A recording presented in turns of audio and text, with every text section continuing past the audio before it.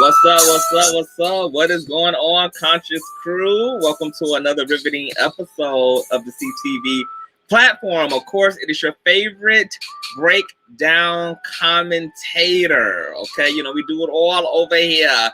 It's been a long time coming. I'm here with a very special guest. You know, he's not new to the platform, but he is true to the platform, okay? We're going to get into quite a bit of a conversation. We're going to dig a little deep, okay? We're going to get into some things, all right? So if you're in the building, make sure that you definitely give me a old nasty piece of thumbs up on this video, okay? It's already about 100 of y'all in the building, so that should be a good 75 on the likes. It's free 99, and it don't cost you nothing with your cheap self, okay? Now, I want to shout out to all of my recent PayPalers and Cash Appers as well.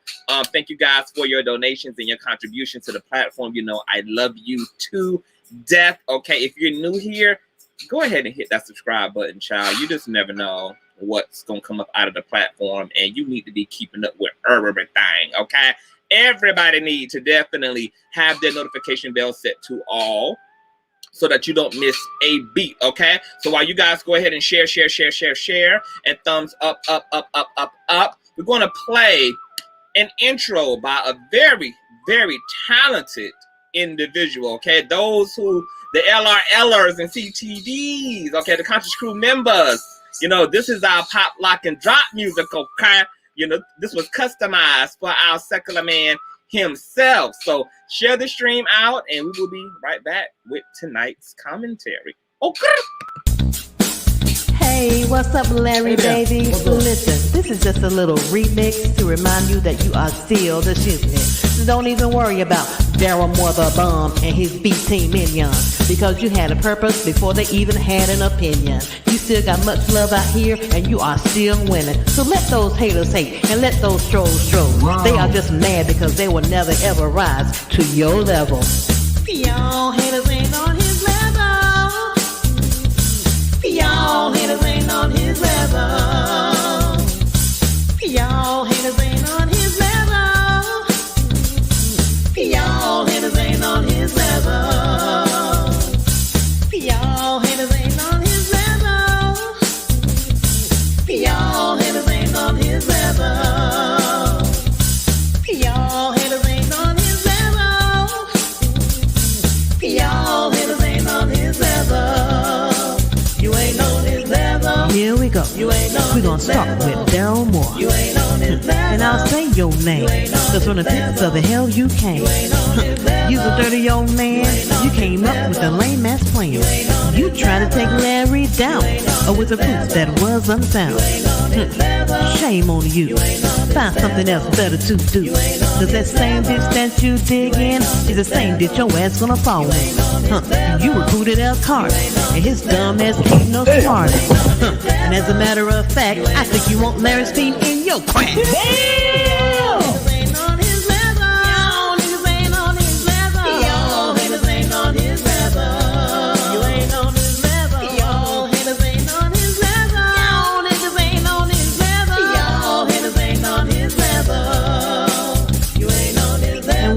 Marcellus, looking like Hannibal Buress. You're always making threats, but ain't never done a damn thing yet. Ain't you that gutter snake who made fun of a Larry's rape?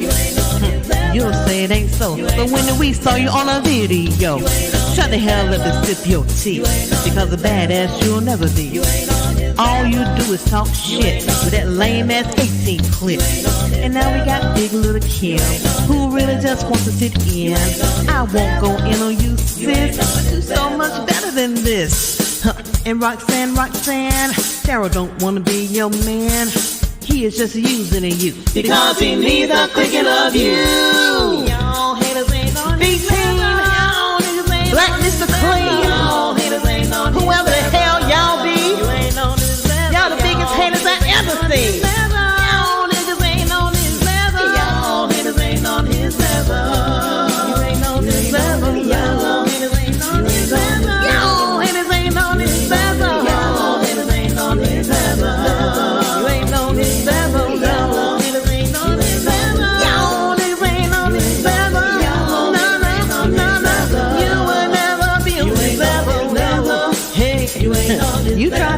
Gotta give you an A for effort, but you really gotta E for epic failure.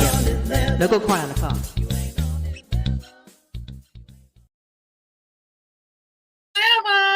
Baby, you know they're gonna cry in the car. You know they're gonna be crying in the car. Oh, girl, what's going on, Conscious Crew and LRLers? With no further ado, honey, let's get into some things and welcome our very much so bald-headed, secular brother in Christ, Mr. Larry D. Reid. Hello. What up, Conscious? Hi. Look, I just want to say I didn't have anything to do with that song. Whoever made it is hilarious, but I have nothing to do with what was created, but it is hilarious. And I guess I did have something to do with it because I was on my show talking about some of my commenters that will come in there talking crazy and sideways, trying to tell me how to do the job that I'm doing. I'm doing the job. I think I'm doing pretty good. I don't need y'all to be trying to tell me how to do my job. I learned how to do. I do pretty good. Is you done? Is you finished? I just need to put it out there like that because I don't have nothing to do with it. Don't be spanking up on my Conscious Crew members. That butt whipping was for y'all LRLers, honey. Okay. Look, I'm excited about tonight. It's been a long time coming. I can't even remember the last time that I actually do remember the last time you was on the platform. It's been quite a minute.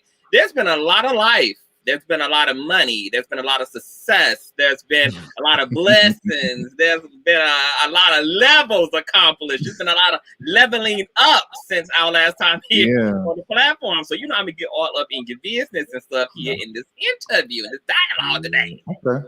All right. I'll share. I don't mind sharing. You can ask. I'll share. Well, the first I do want to say this though. Okay. Every time I've came over here to have an interview with you, it has always been a great conversation. And I want to say to everybody that is a part of the Consciouztv crew that I absolutely positively think that Consciouztv is one of the best commentators that is out here in these YouTube streets when it comes to Black commentators. The way you put words together and describe and explain and describe and explain stuff. I mean, you better than me when it comes to that. I'm glad you said it. I didn't want to say it, but I'm glad you said it, okay? Y'all heard it first, honey. Top tier commentator, even above the man, even above Larry Live. His stuff. I really appreciate that. That's amazing to me. And it's interesting that you even asked that question because I posted on Patreon that this interview was going to happen. And one of my patrons actually asked you a question that is kind of similar to something you just kind of alluded to. But we're going to get into those questions toward the end of this dialogue. I guess really before we get started, I guess, can you get a little bit into why we even connected to begin with before we even to you? Yeah. I don't have I ever told that story. I don't know. I don't think so. Okay, this is like my fourth time been on your platform in the last 3 years.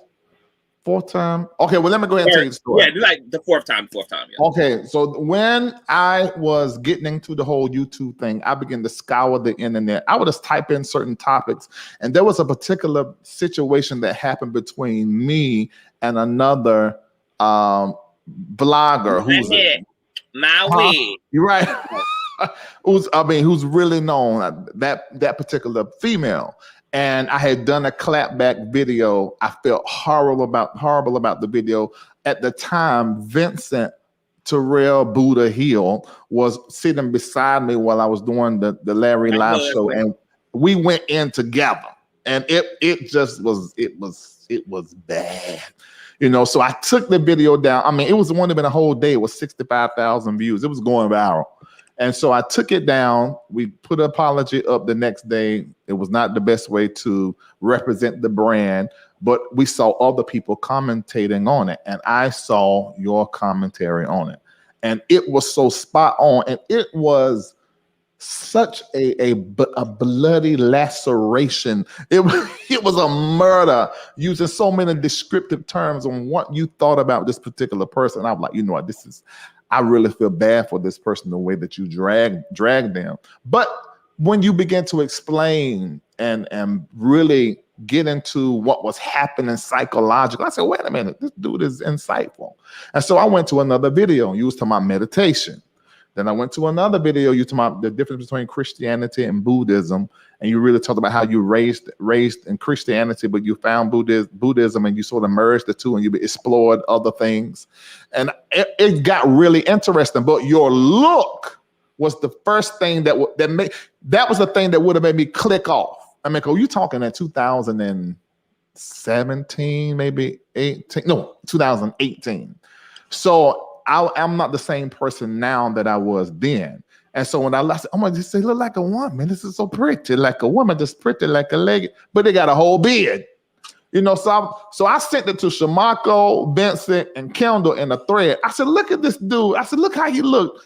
I said, oh wow, I never seen the two, the masculine and the feminine come together. I said, but look past that, listen to what he said. And I sent the video on meditation, and we were all saying, like, wow, usually where we come from, when you see someone who is, what's the word, where you're androgyny and like fluid gender looking, it's sort of off-putting from where we come from.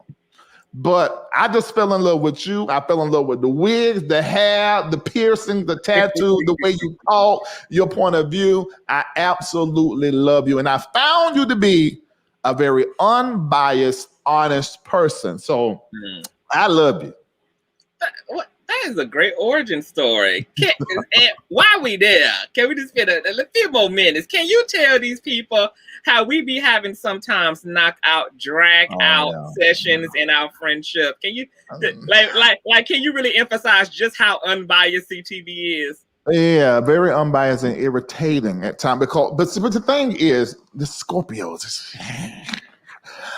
But the thing is, I like it. Anybody that deals with me over a period of time, this is my tester in the relationship. How do we recover from an argument? How do we recover from misunderstanding? How do we sit with each other when we're not on the same side of the opinion?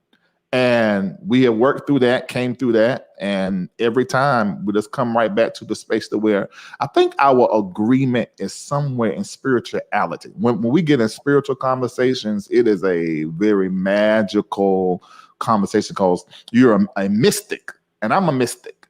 And so that makes it very interesting. But we have the knockdown dragon. Witchery language over here. I'm using all that witchery. That's what language over here. No, it ain't witchy. Mystic, we use that. My mentors talk about being a mystic. You're supposed to be a mystic as a follower of Jesus Christ. I mean, you're supposed to be. True tea. Yeah. Well, it has been quite a journey.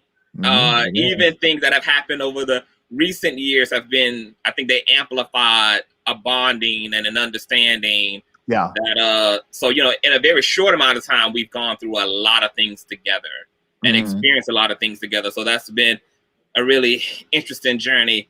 But speaking of journeys, first of all, I'm inspired. Even the way that I handle things on social media, a lot of that has come by way of things that you have demonstrated to me. You have taught me. And so me learning how to be Beyonce to the ish is really, in part, you're largely responsible for me being able to just flip my hair to the BS. And I want to get into a little bit of that later on in the discussion about the way to handle social media and the highs and the lows that come with it and what's required of a person who wants to go forth in public. I mean, to be a public figure, to get into being a commentator. Oftentimes we see the glitz and the glam, and we don't see like the dark side of being an influencer and all of the craziness that can come with it. Or like you like to call it, a lot of the nigament that can come with it. But I'm gonna say this though, just let's put it out there. I did not know.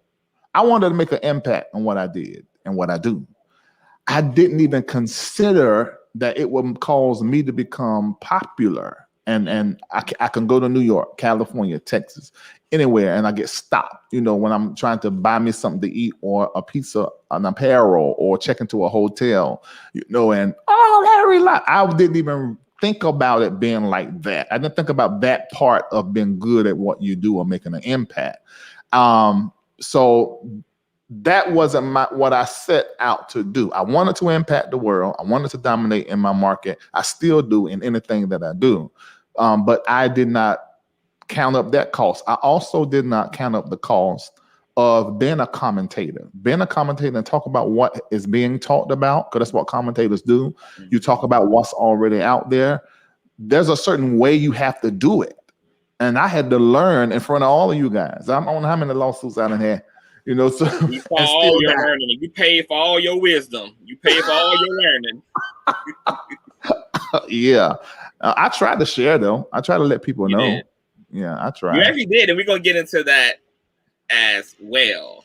But so before we get into that, because see, you're giving birth to a lot of stuff that I ain't even got down on my script for tonight. But hold up, what year would you say Larry Reid Live brand became Larry Reid, like when it popped off in this way? Would you say that took place in 2018? Yes, you okay. Hit it. I don't know if you're using your witchcraft or what, but but you're right.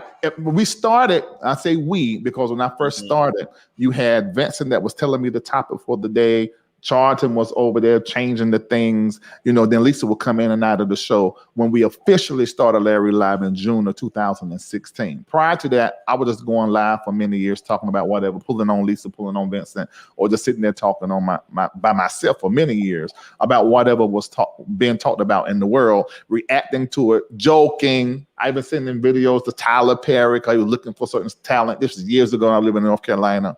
But it really popped after my former, well, I don't like saying former, the mother of my children, we decided we weren't going to be married anymore. She went on her direction. She still stayed on the show, but she ended up going into another relationship that required her to move out of. Well, Lisa had to got her some damn sense about herself. Go ahead, Lisa. Go ahead, Lisa, man, girl. Let me tell you, if she really went to go get her sense, then why she back? I couldn't have been that bad if she wouldn't mind moving into the house to help to raise the children together. Now I couldn't have been bad. Yeah, but anyway, so she went. It required. She still wanted to be on it, but the way things were moving, it was like, okay, just having to send in her segments and stuff and remote. So it just ended up being me and Buddha, Vincent, Terrell, Buddha Hill. So then he decided, I remember one of the statements he said, I don't want to be in your shadow. I want to go build my own thing. I've been helping you build your own thing, you know. And it was very, Lisa done walked in here and rolled her eyes. So it was very emotional for me more so than him, because I didn't even know it. I have built a codependency on him. So he left, and that's when I found my strength. I also was in therapy. Let me say I went to therapy for like 5 months, twice a week. That really helped me, because with everything that was going on, 2017, I was dealing with depression and suicide. But 2018, it was a matter of getting back to my identity and who I was before I met all these niggas that was in my ministry and stuff before then. Okay. So when I found it, that was a wrap. And that started the last week of March 2018, and that's when it popped. Wow. Well, I was going to say to that first of all, I was very inspired, because when you and Vincent was together, you know, I don't think people knew at that time that when y'all was having T.S. Madison come through, that you and Vincent was sharing a 1.5 bedroom Section 8 welfare apartment and had the camera set up on the little kitchen island. Baby, y'all was y'all was struggling through the struggle, making it happen up in there. So I was like, go ahead, brothers. I ain't mad at the hustle. But first of all, let me put it in perspective, and let me say we were very poor, but poor is relative, because we were standing Buckhead in a high rise on the 18th floor, you know. But things changed, because once I went full blast into entertainment, and I had to find friends. Vincent and Kendall were working in the ministry, and I'm their leader, you know, their pastor, you know. I'm writing their check. So then I get divorced. And at the same time, I'm saying, let me go into this media thing. So now I can't pay Kendall, Vincent, Charlton, and with that was Elaine and his 3 children. Then and they were from London. I was taking care of them here because it was in the ministry. And then who else was on that payroll? I mean, a whole lot of people just dropped off. And it was just me. That was left with all the bills from the church. The ministry had to file bankruptcy for the 2nd time. You know, it was a lot, you know, so we were poor, but we still was staying in Buckhead. But I had to now go from them being employees to now, let me develop a friendship, a horizontal relationship with them. Oh, and I need for y'all to pay your part of the rent. Let's be roommates. You know, all of that at one time was hard. Ooh. Y'all was living like Mexicans, honey. Hey, man. That's our next lifestyle, baby. I ain't mad. So, because it's something I want to say. I don't think you ain't got no sense. You stupid. I don't think people understand, Larry. This was only shy of 3.5 years ago. At that time, you literally were driving for Uber. You were doing substitute teaching. True. 3.5 years. And I remember us having a conversation and you basically telling me, because I was low-key scared for you, the struggle. I was like, Larry, and you was just like, Conscious, I know what God told me. Yeah. I'm going to be obedient. I know the way that this looks.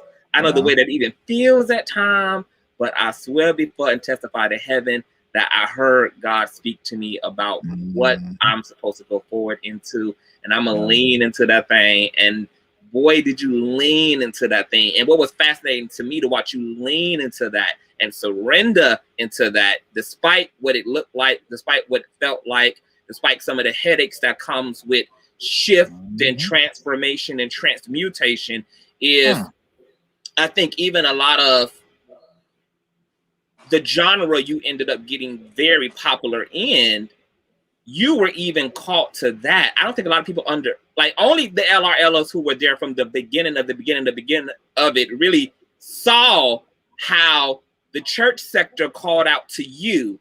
You end up getting a hold of a story that ended up picking up momentum, and then you just kept being magnetized and pulled into more of what was going on as it related to things happening within the shadows and the back doors of the Black church, of the church in general. And then before you know it, you become one of the most notable, talented figures and references for church-related commentary and information. And this is what I be talking about when I be saying all are called. But some people still on hold with the Lord. The Lord rang your phone. Yeah. And you answered. And that thing just took off like a rocket science. When you started getting involved in these stories, did you have any idea that this would kind of become your caught to lane? That this is what you had in mind when you thought of yourself as a social media influencer, that you would get your start in church-related news? Hell no. Because let me tell you, because the way the show was set up, Lisa done the sports, Vincent done the politics, I done pop culture, film, movies, and whatever was happening, in the world. Just hearing their stuff will pop up concerning the church. But then next thing I know, everything I was discussing, something was coming out, whether it was some other blogger putting it out or the local news. People begin to get attracted to me and saw myself as someone they can come to talk about whatever was already public. So I'm like, this work found me. I was good. If you go back to my oldest video, especially when I started in 2018, I'm talking about pop culture. I'm not even focusing on the church, but then the church kept coming up, and then it became a thing from 2018 all the way till the pandemic hit, really. And that's when another shift sort of happened. But yeah, that's it found me. It was not what I was looking for. You're right. It's like God rang my phone and it became a thing. Yeah. That's amazing. That's amazing. So we got to talk about the most obvious recent manifestation out of the LRL brand, which was this humongous Larry Reid Live extravaganza, this 3-day extravaganza that took place with interviews, performances, bowling, eating, sermons, church service, or Holy Ghost exorcisms, deliverances. People came in the wheelchairs, walked out standing. People came in blind, now they see. How did the Reformation event even come up? And just tell us about what that is. It's another thing that like sort of rang my phone, because in the midst of me, see, the way Larry Live started in 2015 was me talking about how the church was outmoded, outdated, and they needed to go beyond the four walls and build online. And I began to talk about later on in 2017, I said this in 17 and again in 18, how in 2020, I felt like the church was going to change forever. So in 2020, my platform just like somebody just put fertilizer on it and it said, psh, and it blew up, because when the pandemic hit, everybody ran back to the place that they first heard someone saying that the church needed to go beyond the four walls and build digitally online. So I first said it in 2015. When I first started Larry Live, that was the whole conversation, going beyond the four walls of church. So in 2020, people were like, we're not going to church no more. You said you used to do prayer line. Why don't you do the prayer line again? I'm like, I have been doing the prayer line since June of 2011. So June of 2020 is when I started back the phone line prayer. And when I did, the first phone line, thousands of people, because I put it out publicly. But then I ended up only sharing the way that you can call in and pray on the line with my patrons. So it just became something that the patrons did. And when it got with just the patrons, it just felt real intimate, felt right, and we'd have stuck with it. And one of the things that God gave us, said that for 3 years we'll be in transition. 8 is one of the meanings of 8. The number 8 is transition. And that's always been my number, 8 and 12. And so every Sunday, I said, everybody, every Sunday, we're gonna do group prayer, group giving, and group syncopation of our spirit together. So I would pray about it every Sunday like I was preparing for a message. And I would tell them what God told me. I would tell them we're going to sow in this particular amount or that, 3 different amounts, everybody at 3 different income levels. And then I would preach and pray, and I would hang up. And then as time went along, I said, well, let me see if I can get somebody to call y'all when y'all give and pray for y'all and prophesy to you. So I started pulling people in. Before you know it, I done started a church. This happened in summer, the beginning of fall, end of summer, 2020. I turned around, hired my old staff, with some of them, my old pastors, and it turned into a church. So after that, I said, shoot, I want to see these people. I want to meet these people. And these people were supporting. I said, I want to do something for these people. In church, we always give our tithe, our offering, whatever. But, they took it and ran the ministry. But I wanted to take some of that they were giving and turn it into a gift back to them as a way to say thank you. And that's how the Reformation experience started. Now, the end of the last year, we actually started calling those that became members of the MBN network. We started creating a name. The prayer call is called Reformation Prayer Call, always was. But we started forming the church and giving it a proper name in this year of 2021. But the members were it started last year. So I said, let's give a Reformation experience.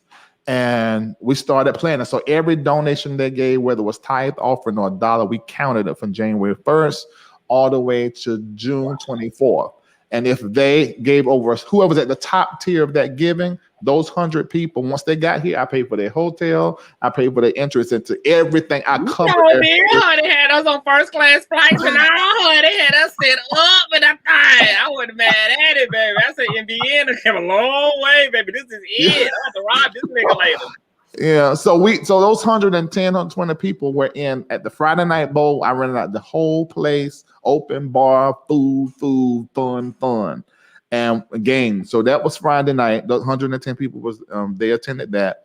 On the Saturday morning, we had a panel with some of the best minds in the world. We covered money, entrepreneurship, stock market.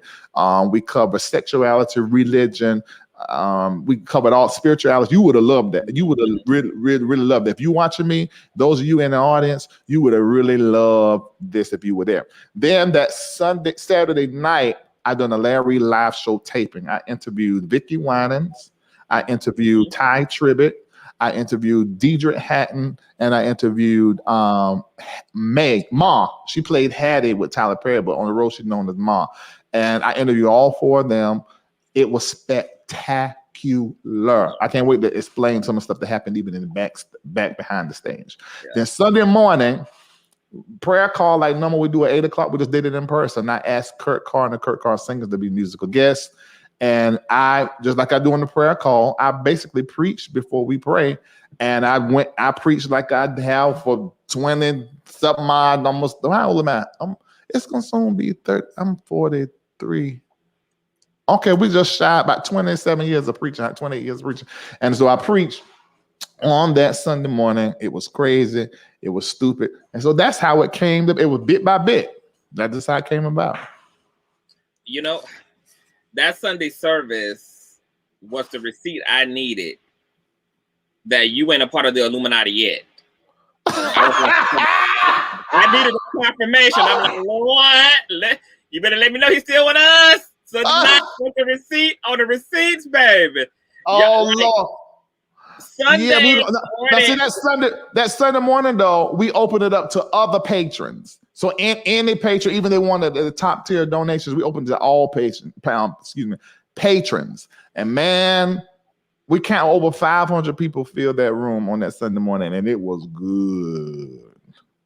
But because you had posted a little snippet on your platform, can you tell us about the wailing lady? Because I thought when I heard the cries from this lady, it felt to me that she had acquired the final balance on her EBT card, and the pain and the scrutiny and agony in her voice. I was like, certainly there's someone here who can sell her 100 for 50. Certainly there's somebody here who can take it to the grocery store and make sure that her cart is full. Did y'all ever cast that spirit of variation about that woman? No, what happened was Kurt Carr had just finished singing, and one of his singing For Every Mountain, and you had brought me over for every trial you brought me through. So she was crying, weeping, like, thank you, God. I thank you. She was just like done. And so I was just happen to I had just gotten the pulpit. But also at that same time, at the Kurt Carr and the singing, there was like this presence that was in the room. And it was time now for me to take the podium for the first time with everybody there. And so then you see what happened. That was before I even started preaching, So she was just responding to that presence and what they're saying, which I'm gonna air that on the main platform. What happened and this whole singing of Kurt Carr, it was phenomenal. All right, look. Yeah. I ain't never seen so many melanated folk, sharp as head came through, and they all white. I mean, black folk, melanated, black boy and black girl magic was on and popping. Yeah. Sunday. I mean, it was gorgeous visually, aesthetically, and then of course there's all of the talent and the presence and the mood and the love and the support and the unity and the camaraderie all in the room together was just absolute Black Wakanda magic at its best. I mean, it was amazing. Yeah. Now, you just mentioned Patrice Ma from Tyler Perry.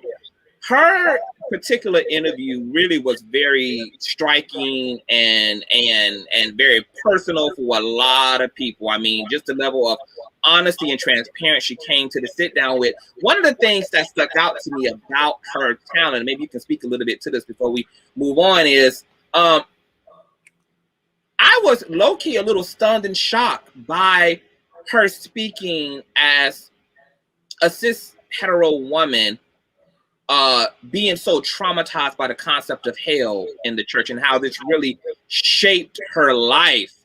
This fear, this phobia around burning in hell for eternity and this condemnation that she lived under. And that was fascinating to me as a queer person, because the only people that I've really ever heard be so vocal about the trauma of the concept of hell have been LGBT people. So to hear that from someone who's not LGBT was really interesting to me. Like, can you just speak to that a little bit about just Well, the same shock you had is the same shock I had in 2016. There was a topic that I was talking on.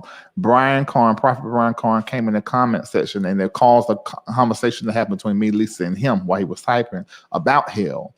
Carlton Pearson is pretty known for his whole concept of hell. So when they would ask me, Larry, do you believe in hell? What you think about hell? And I was like, and I was lost for words. I said, because I don't preach on hell. I don't think about hell. I never had hell in my consciousness. And right around me, my closest people, Shamako was like one of the closest people in the world to me. And he began to tell me, no, I am scared about hell. I'm scared of hell. Then Vince began to tell me, I'm scared of hell. I'm like, wait a minute, wait. I didn't even know that this was a thing. I said, I never even thought about hell. My service and connection to God is all about, especially when he blessed me, it just makes me like, God, I love the Lord, and it was all about the relationship. I never thought about, if I did, I can't remember, I'm so far removed from when I did. I was not thinking about hell in the sense of God is going to send you to hell.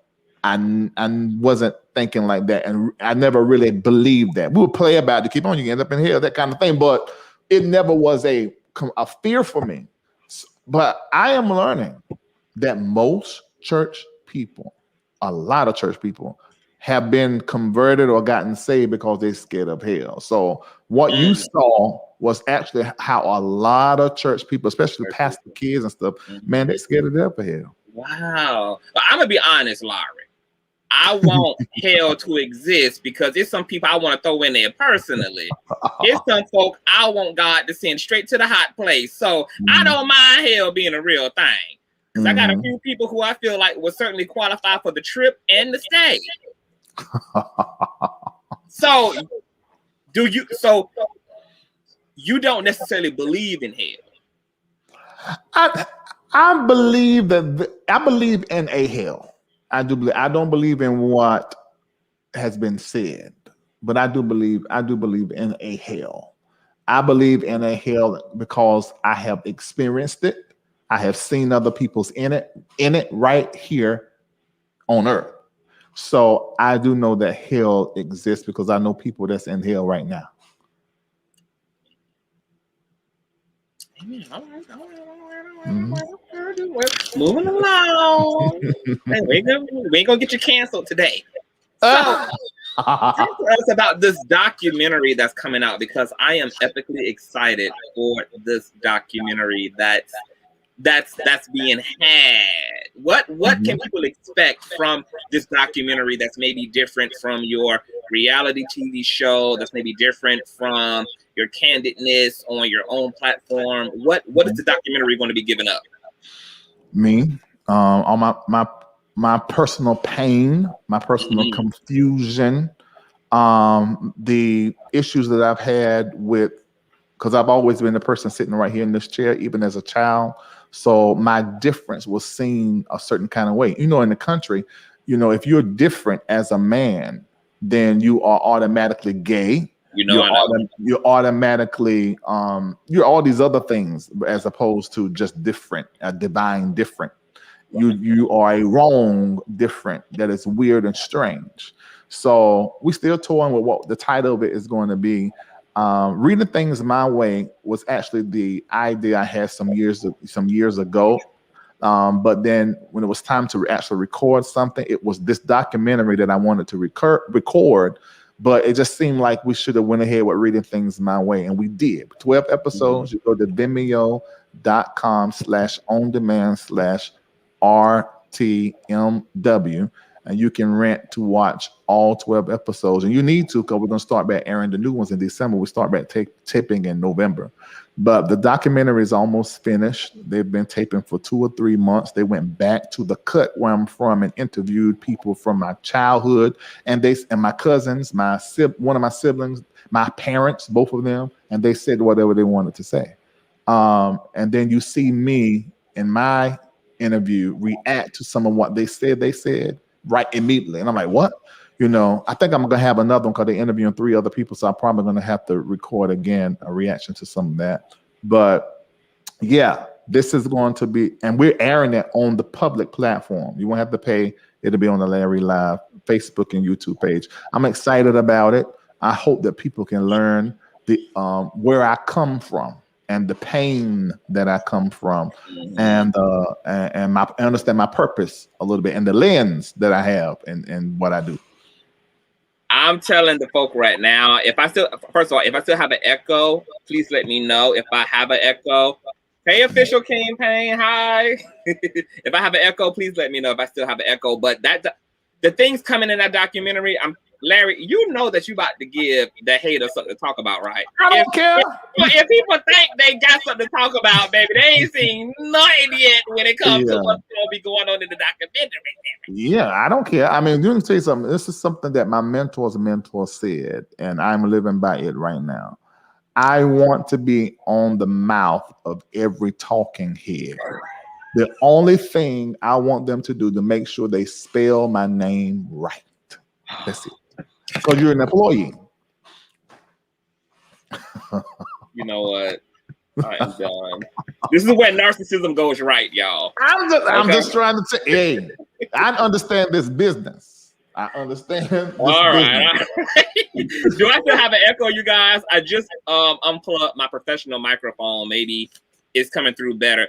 Am I on an echo on your end? No echo on my end. Sometimes you can't pay them comments no attention because it'd be something they doing on their end. I ain't heard one. Okay, so I was saying she don't hear one. No. Okay, well. Heard one.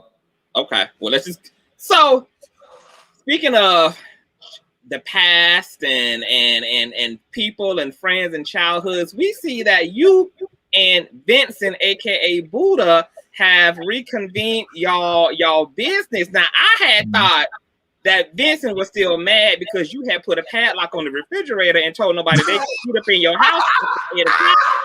So I thought the beef was still real. So how has it been realigning and work with a long-term friend and supporter? Well, I never wanted it to be any. I didn't never want us to stop what we've been doing, but I think that, of course, we see now it was supposed to be.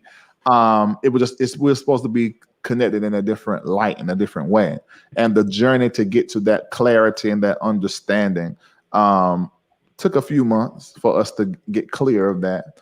And so when he left, you know, I hate it. I ain't ashamed to say I cried. Okay, let me say this. You got Lisa, who I know longer than everybody in my life. Then Shamako, or that's people. Some people before then, Tavares, Ryder. These people y'all meet in the documentary. Mm-hmm. Then, but when I met Mako, there was something that knitted us, and so there's that relationship. But then when it comes to doing ministry, as far as the administrative production side, when Vincent came, him and another lady named Joy brought a whole different dynamic to the ministry that really freed me up to just be, I'm going to use this word, but we won't think about it then, to just be the talent, to just be the preacher. And while everything else is running around it, he did that.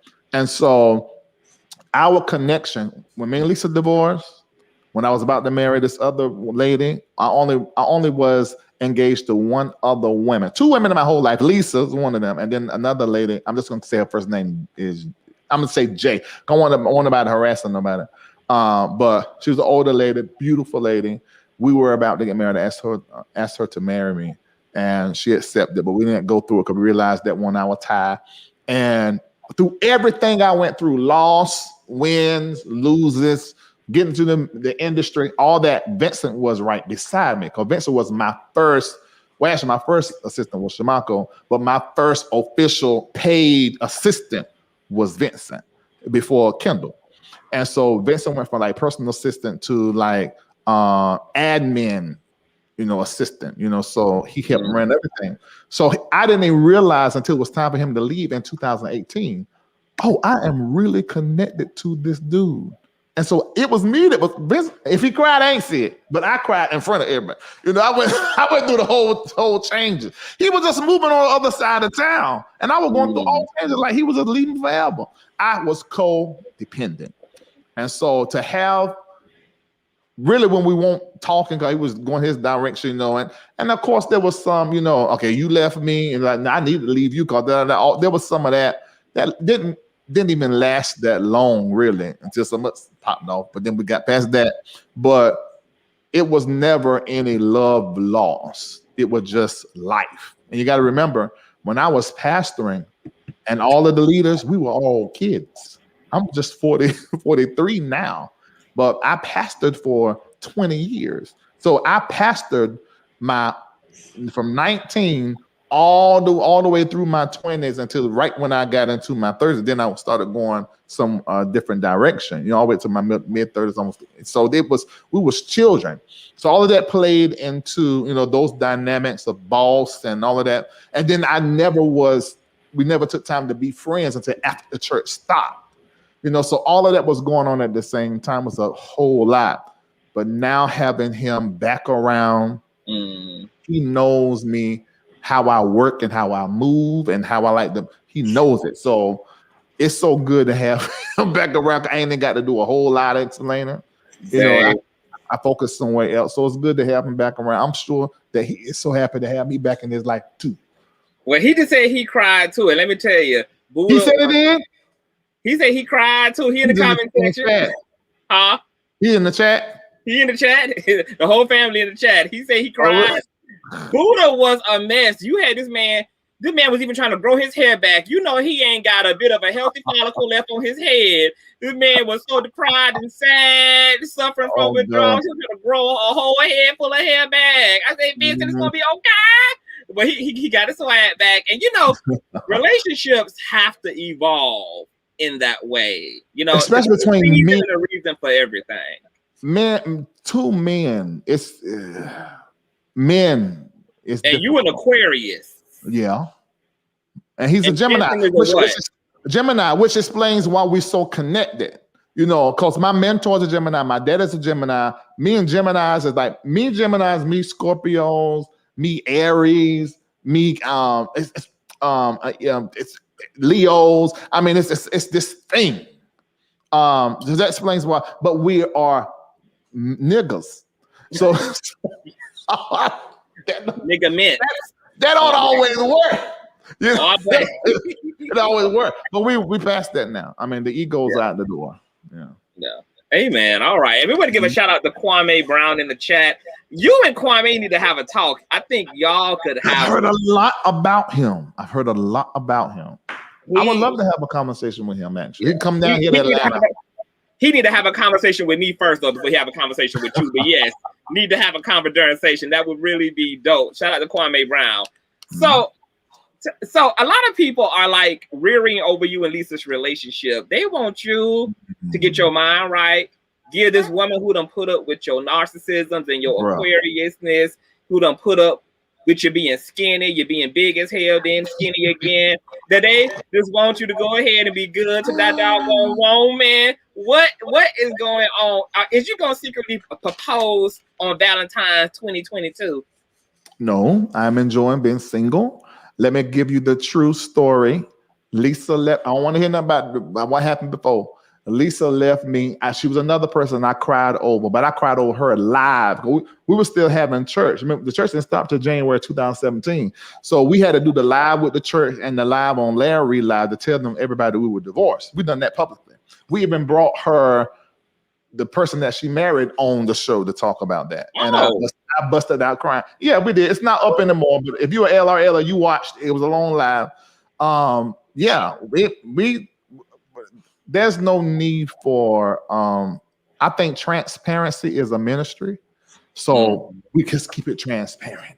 And so I just, I didn't want that to happen either. But I was codependent. I needed to be Larry Reid live and really get into my thing. And it's okay, because Elisa needed to be a bulldagger for a time being. Oh, so it's fine.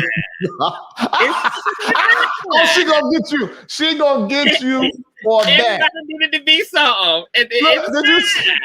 Hold on. Let me say something. Because she ain't here to defend herself. Yes, she did go and marry a woman, but her arm was twisted into it. And I know, and I'm gonna be this is exclusive, I think. Then again, it probably not. God, I ran my mouth so much on these shows. I knew Lisa wasn't really into oral sex, so I couldn't figure out how big she's gonna be with a woman. Because the only thing you can do is eat puss. So I said, I know Lisa not gonna eat puss, and I know she don't like her puss ate. So I don't know how in the whole hell in the heaven this is gonna work. And I counted the months. Next thing you know, she's divorced. I know that won't gonna work. That just won't gonna work. The girl was twisting her arm into getting married to her and making a statement. It was a whole lot of crazy, man. God, but yeah, she did be aggressive. I heard. I had one trying to get up in my booty in the club the other night, and I was like, yeah. If you're gonna take you and your detachable part somewhere else, I like me your whole real God to give it mine, honey. Okay, it's not. Lisa, I stuck up for you. I stuck up for you, Lisa. But that's the truth, though. That is the absolute truth. But I think it was a great journey that she went through that. I'm gonna tell you something about sexuality. I think it's a spectrum more so than it is of this or that. It is more than likely a little bit of this and a little bit of that. And certain ones of us are okay with exploring and finding where we really fit on the spectrum. And I think everybody deserves that opportunity to do that privately, and it's their business. Yes. I mean, I kind of Lisa for taking a ride on the very wild side. I mean, that was very adventurous in this Lisa, baby. I also thought it was pretty telling to you, because I'm like, what type of meat did God give Larry that a woman can't even find a better man after him? Hey, that's what needs to be public. Me and Lisa, we gonna talk later. I need you to come up here and give me exclusive. You gonna give me the exclusive, baby. We got a conversation that needs to be had.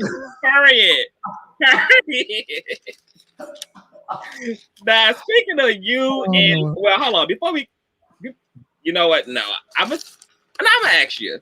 Even though you're enjoying being single, and you're happy with where things are, and you both are successfully co-parenting. Yes. Is Lisa nonetheless still the woman of your dreams? I think so. I don't know how to. I don't have any words for this. So this is gonna sound. I haven't figured this out. So let me do that disclaimer.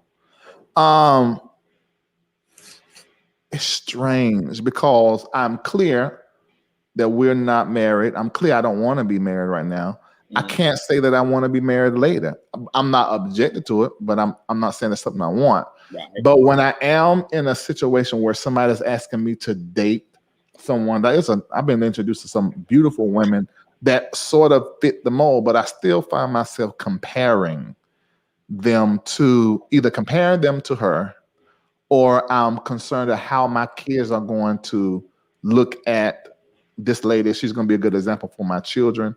Then I have to think about my job, prenup. I have to think about my community. My community is tight knit. It takes a village to run this. If she's going to be okay with how I live my life and who I am.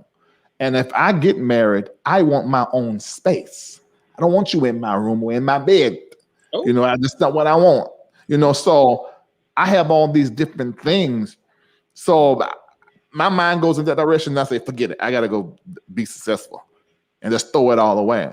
But our relationship, man, it's like, I don't know. I asked her daddy for her. I looked up to her daddy because he was a powerful preacher. I respect him. I respect her mom, who loved me a lot. So I can't, even if she with somebody else, she's gonna be always be able to count on me, because that's just how I am. It's just how it is. Yeah. And see, you got some slick Jezebels in the comment section talking about, yeah, Larry, you need space. Yeah, Larry, it ain't time yet. Them Jezebels, Lisa, rebuke them women. Rebuke them down, honey. Okay, they coming for that insurance policy you got out on Larry, honey. Let them ladies beat you to the punch, honey. Rebuke and bind them up tonight, baby. I'm going to screenshot you a whole list and email it to you tonight. Call them by their first and their last and their YouTube name, honey. Don't take it easy on them. Oh, wow. Somebody said, Larry, me and my hubby have separate condos. It's worked perfectly for 24 years. See, marriage is what people don't know this. Marriage is a cultural construct, meaning it is I know we go to the Bible talking about what Jesus said about marriage, but he was speaking to the culture of marriage in that time. And so he was giving them what he thought would be the best way to maintain marriage in that culture, because the same thing going on now was going on then. So that's why he gave that advice. But we need to understand that in every country, marriage is different. How you get married and what you do when you get married is different. You define your during marriage. Don't nobody else define your marriage. So you can decide how you want to be married and how you want to go. And that's something that me and Lisa discovered when we were married, how we want it to be. She liked her space. I liked my space. There's some things that I wanted to do that she didn't want to do, so I couldn't do that with her and vice versa. You know, we define how we were married. You can't let people try to tell you how to be married and use the Bible to do it. You define your marriage. Be honest in your connection with the person. If y'all are married, but you like having sex with a third party, the Bible does not say you can do that. Let's not make that say that, because the Bible condemns it. But if that's what you decide that you're going to do, make sure there are some rules set, some conversation, and keep that thing private. I'm not telling you it's right or wrong, but I'm just telling you how you should go about doing what you define your own marriage. This is what I think. Okay, well, so one more question on the marriage front then. So would you ever be open with Lisa or not? Are you open to a polygamous relationship or marriage or polyamory? I would be. Yeah, I'm an Aquarius, and yeah, I would. I don't even know why I asked that, of course. Yeah, Aquarius is by nature, or they don't like the devil's a lie. Okay. No, we're not. Now, if we have not went through certain, that could easily be, but not me. So, but we could easily in the documentary. We can be loyal to a group easily. To like 3 or 4, easy. Okay. And be perfectly happy and make everybody feel like that there's nobody but them. We could. Yep. All right. But I'm too honest for that, because if I'm gonna have 3 or 4, I'm gonna say, look, this one right here is number 1, you number 2, you number 3, and you number 4. And so call number one Monday, call the other one Tuesday, call the other one Wednesday. Go ahead and give them their days of the week name. Now, I treat them all right. But the number 1 gonna have a 25,000 square foot house. Number 2 gonna have a 15,000. It'll be in pecking order. I have to maintain it like that, and everybody gotta know. I think you secretly following Nick Cannon. That's why your mind's shifting like that. You've been following Nick Cannon.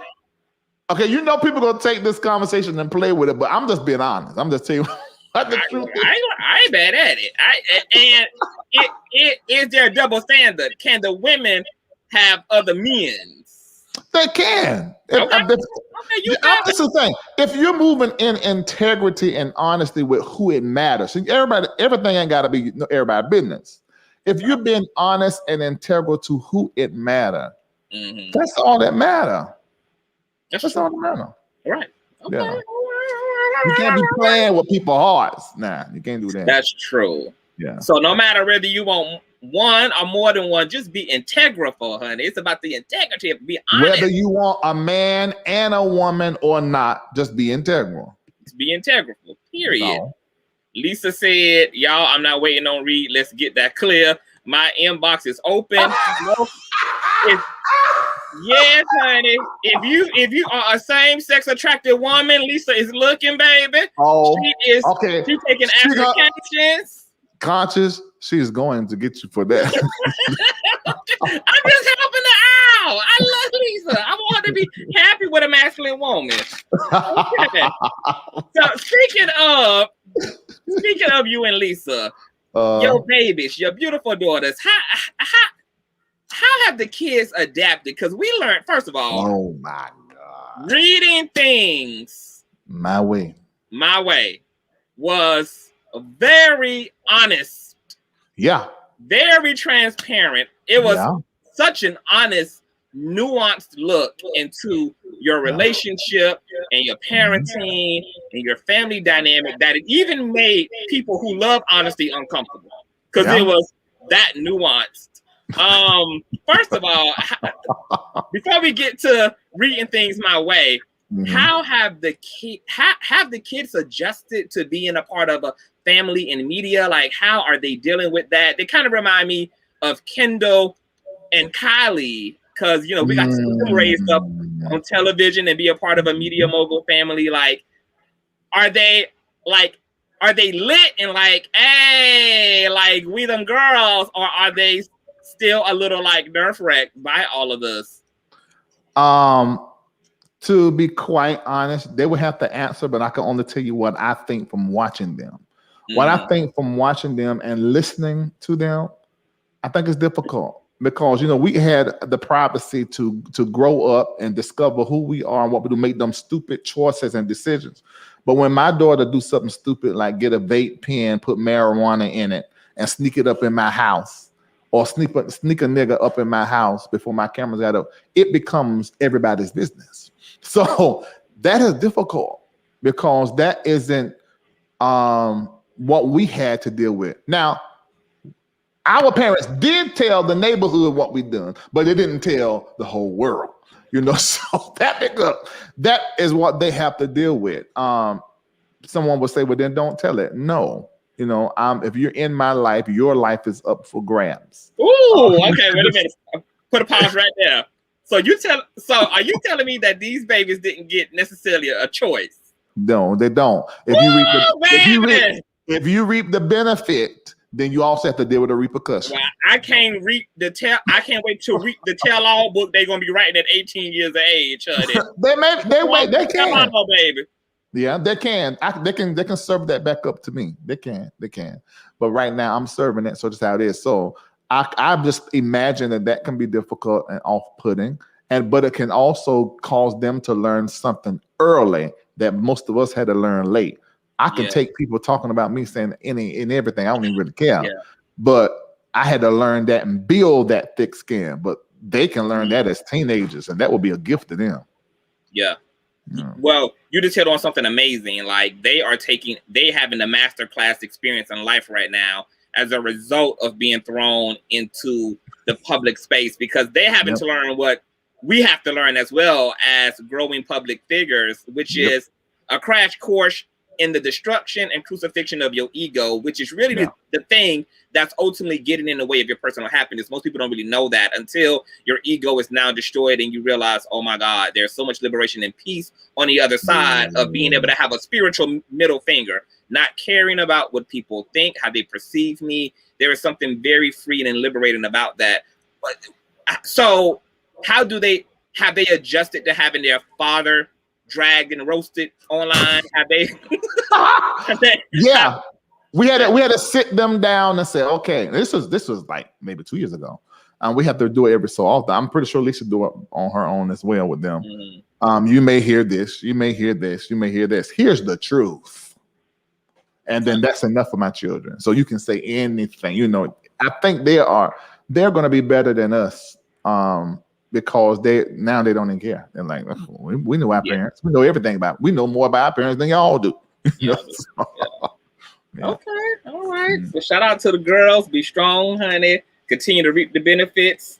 Mansions, dens, private schools, expensive weaves, honey. That be great, honey. It's gonna pay off all of it, sugar. Don't be poor like the rest of your friends. Okay. Oh Lord. So what? How do you feel about? First of all, who taught you to be honest? Like, is this something that's in your family? Like, are your parents very transparent people? Like, where does this brutally honest, controversial authenticity come from? Where did you get this from? Well, you know, this is going to sound very strange. My family appears to be brutally honest. They are. If you and the character Aunt Boo online, you know, she brutally honest about everything. But the reality is, that's an illusion. And I thought that everyone in my family was brutally honest, but where it really matters, the honesty is not there. Then came Larry. And so what I do here online, I did it in our family. Amongst my mama's sisters, amongst the cousins, I just dropped bombs or what the reality was. And then when I realized that was causing more craziness because everybody wanted to live in their own space, then I pulled that back and really separated myself from everybody. Wow. And so I don't know what else. So do you think you got a whole lot of questions coming at one time? Okay. So do you encourage everybody to be brutally honest? Or do you think it only works? Do you think that it only works for certain folks? No, I think this is my hand to God. To those you have relationship with and those that matter, be brutally honest. Now, be outside of that, you match people wherever they are, because you don't want to injure, and then you can take a truth and tell it and injure somebody. And let me tell you, Let me tell you, sir, it was one damn truth we talked about a few months ago that made me want to drop kick Ninja Mortal Kombat Liu Kang your ass through a wall. It was a conversation we had, and I ain't like the hard truth I was hearing.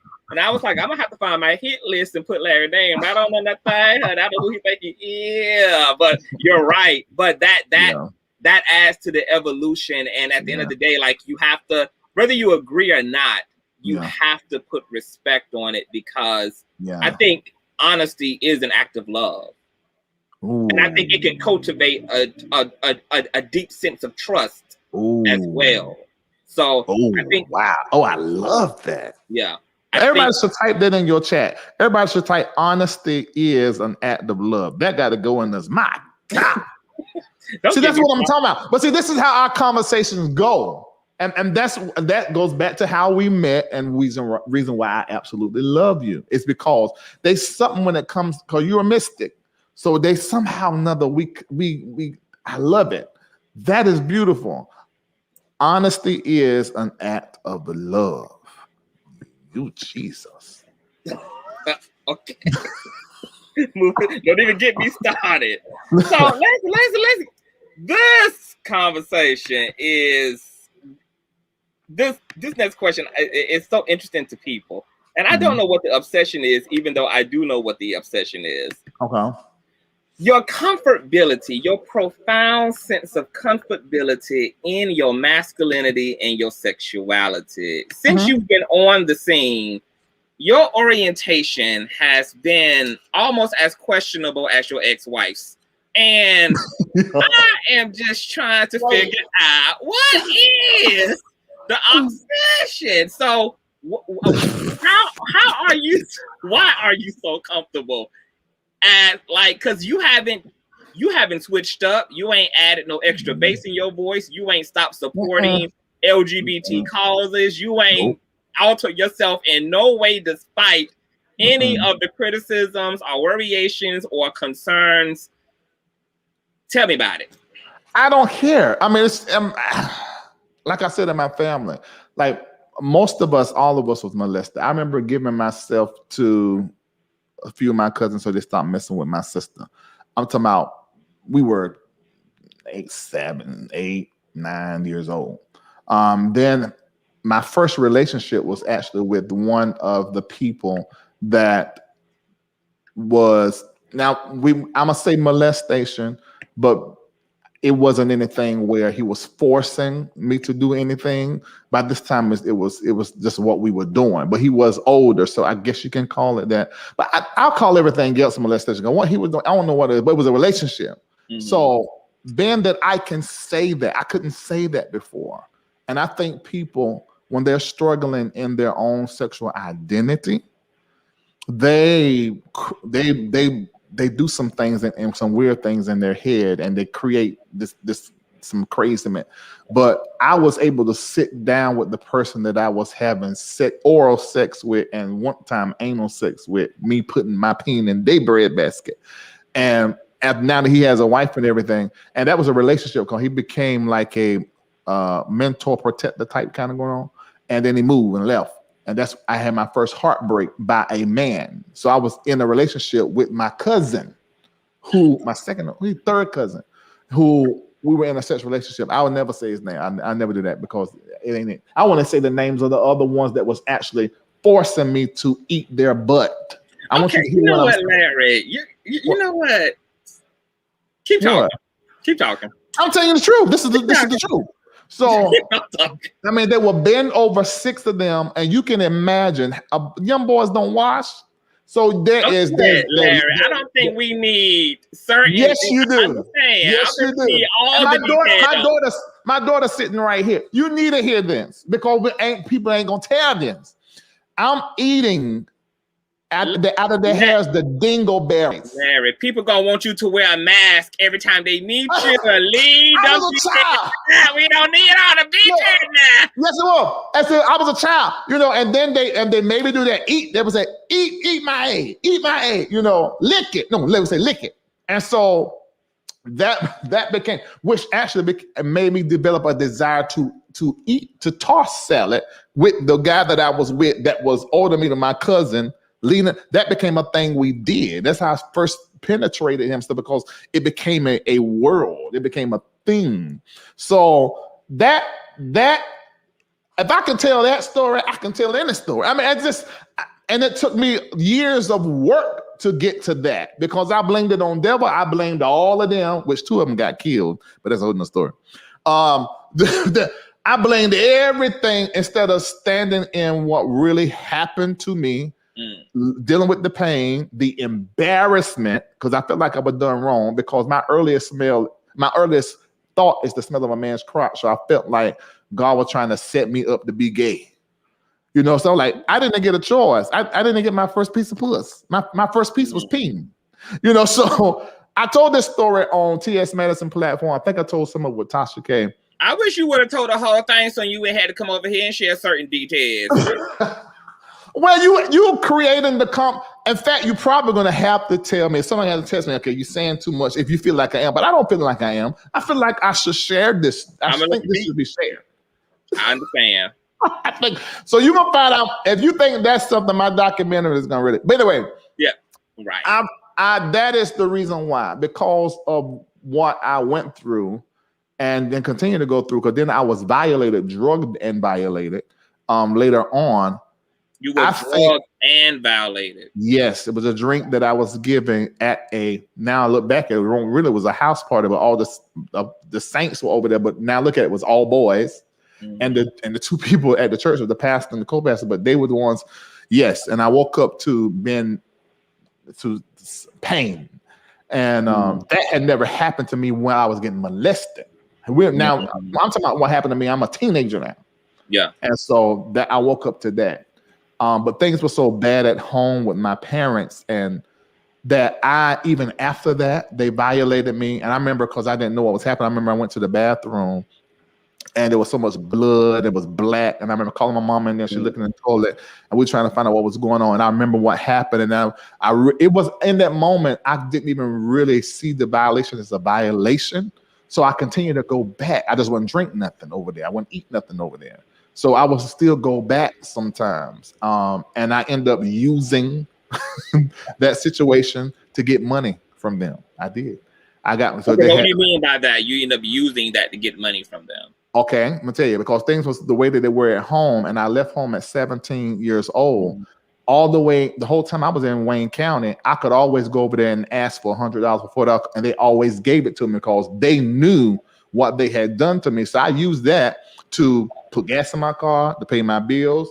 When Shamako had stuff to go on with his family, I would pay money for him to eat. I used that to, and I didn't consciously do it then, but looking back, that's exactly what I was doing. I was using them to get money. So you was getting your William McCrayon.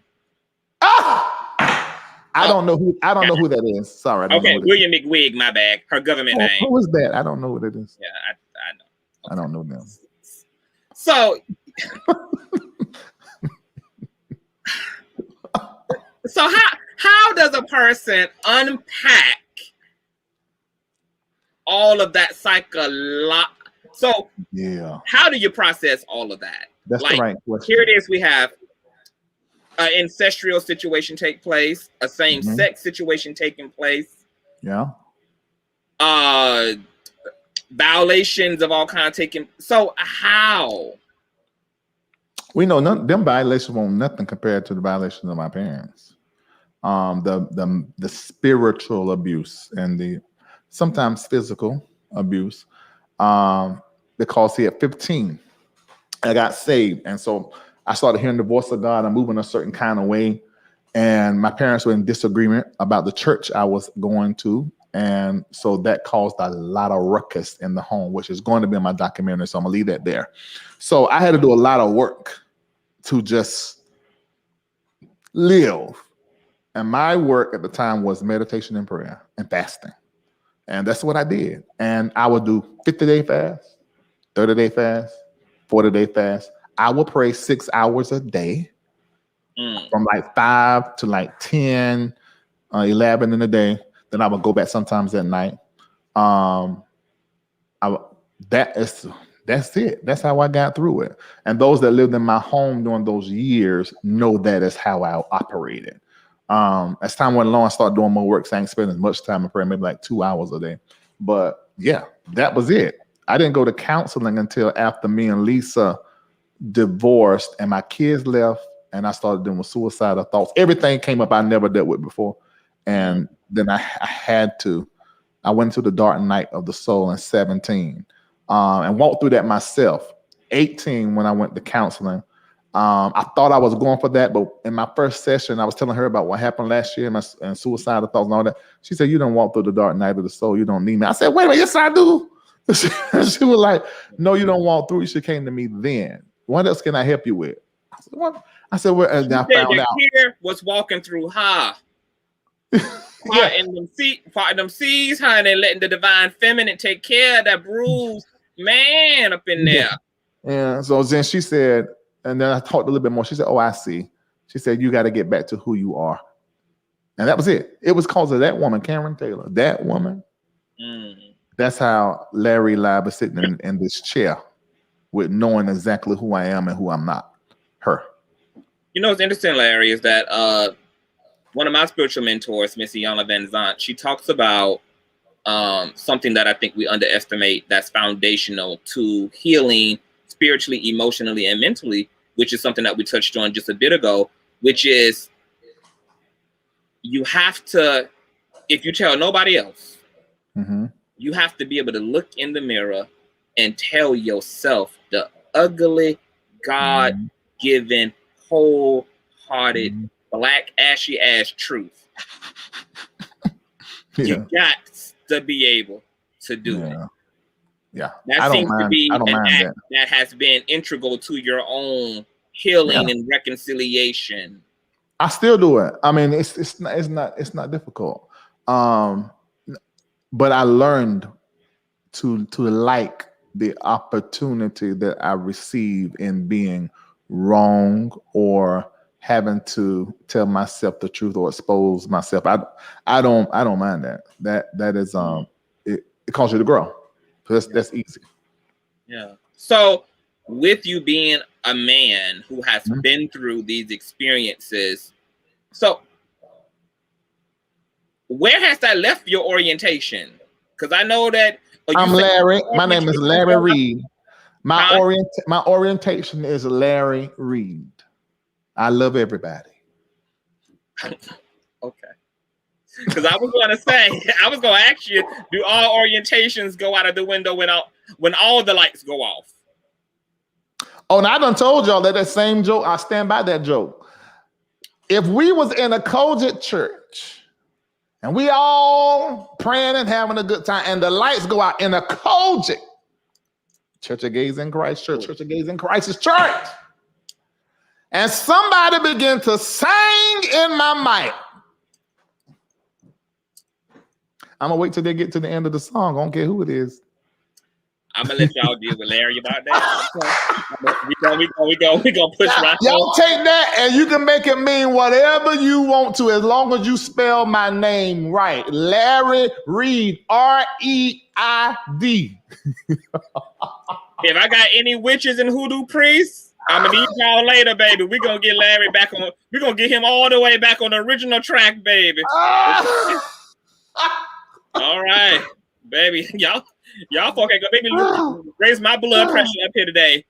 Okay. Oh my God. Right. So hold on. So before we move on, so you do recommend, obviously, because you are a certified therapist as well, you recommend counseling, especially to Black men and Black women. Because, you know, a lot of times as a community, we've substituted church and faith for sometimes what we needed to sit down on somebody's couch and work through and confront and deal with and have proper language and perspective brought to our situation. Because something that I've observed with a pain body and religion is that oftentimes, unfortunately, people only, and they don't know they're doing this, but this ends up oftentimes defaulting them to only masking the trauma with faith, with hope, rather than sometimes what happens in therapy, which is an actual head-on collision with your trauma, a head-on collision and walk through the damage so that there can be proper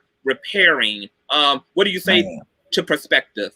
One thing in the Black community. Yeah, one thing that you said, I want to correct that. A lot of people say is I'm a certified therapist. No, I have a counseling degree, a Master's of Arts in Christian Counseling. It started out master's in license something other, but the school that I was going to, they lost the ability to send us straight to the board. So after they switched my degree, my master's, that's my first master. My second one is a Master's of Divinity.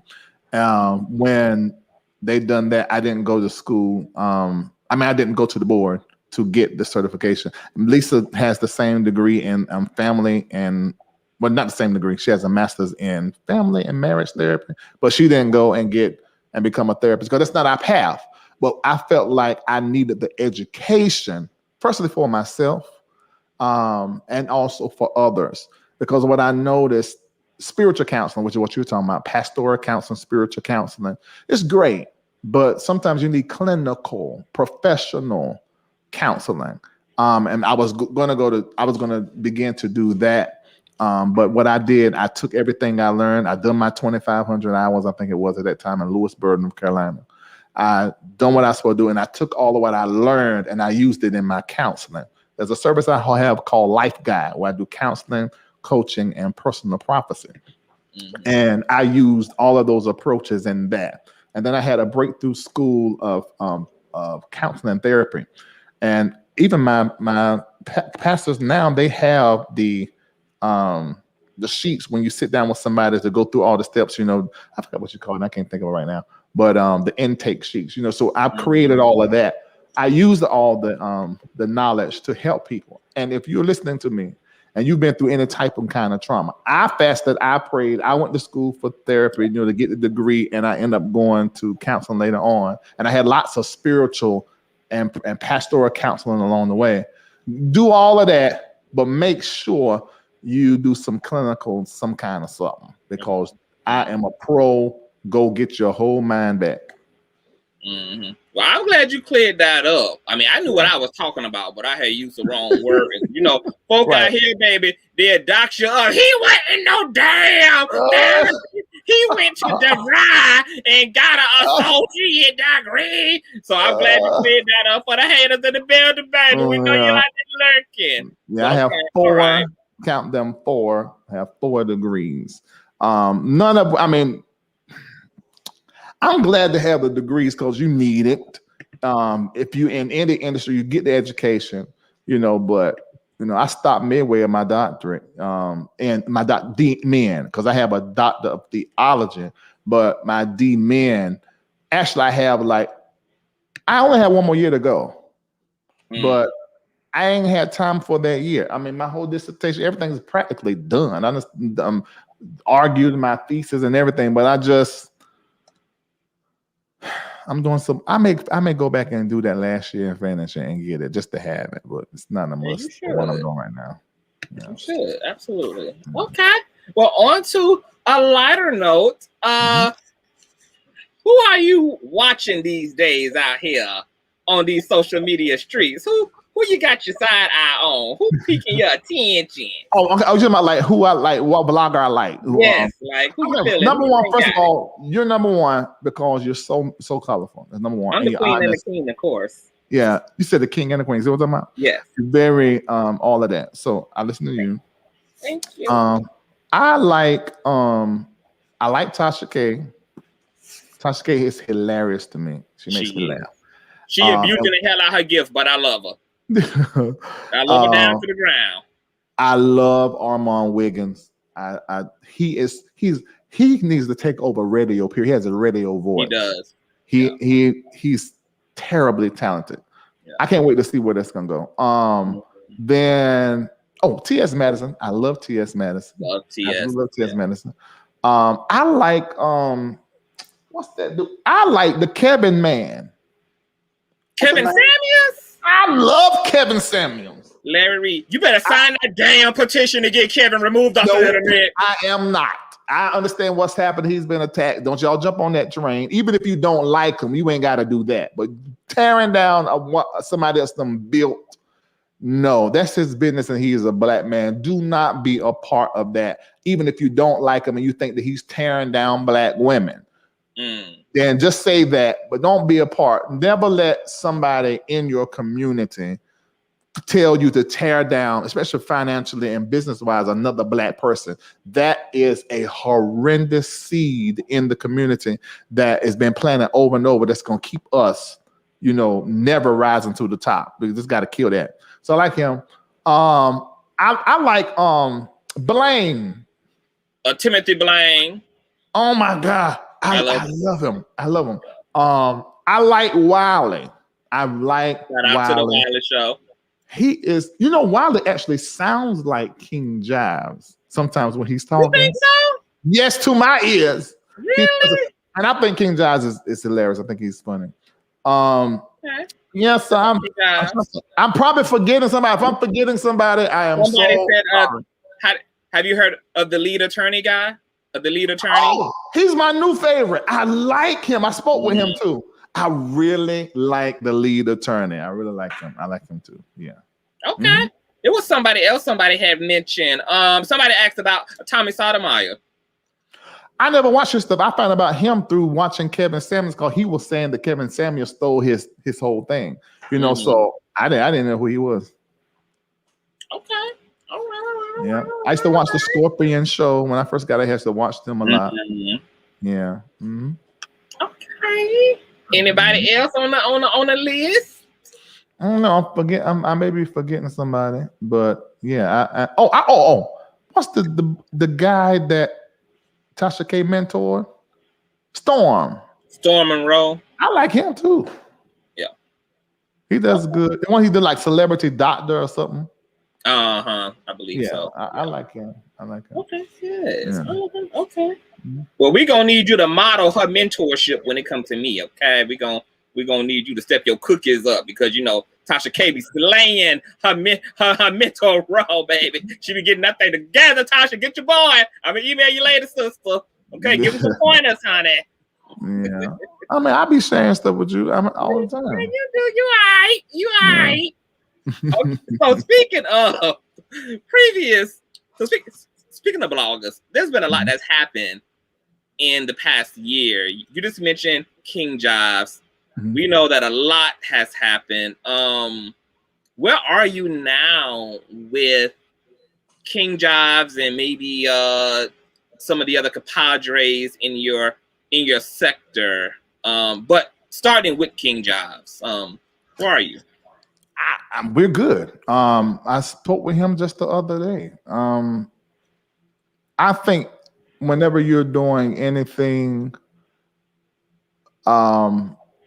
breaking into a new thing, and that's what I did. I was a new kid on the block, and there were other people that were in it before me. Jives, also the person you mentioned the other day, and I said I don't know them. I do know them. Will McCray, that were doing it prior to me. And being that I am as I am, which I don't make an apology for, I possibly could have made enemies, because when I began to do it and throw my weight around a certain kind of way, and it possibly could have made, not saying it made both of them upset, but it could have made other people upset and just created enemies.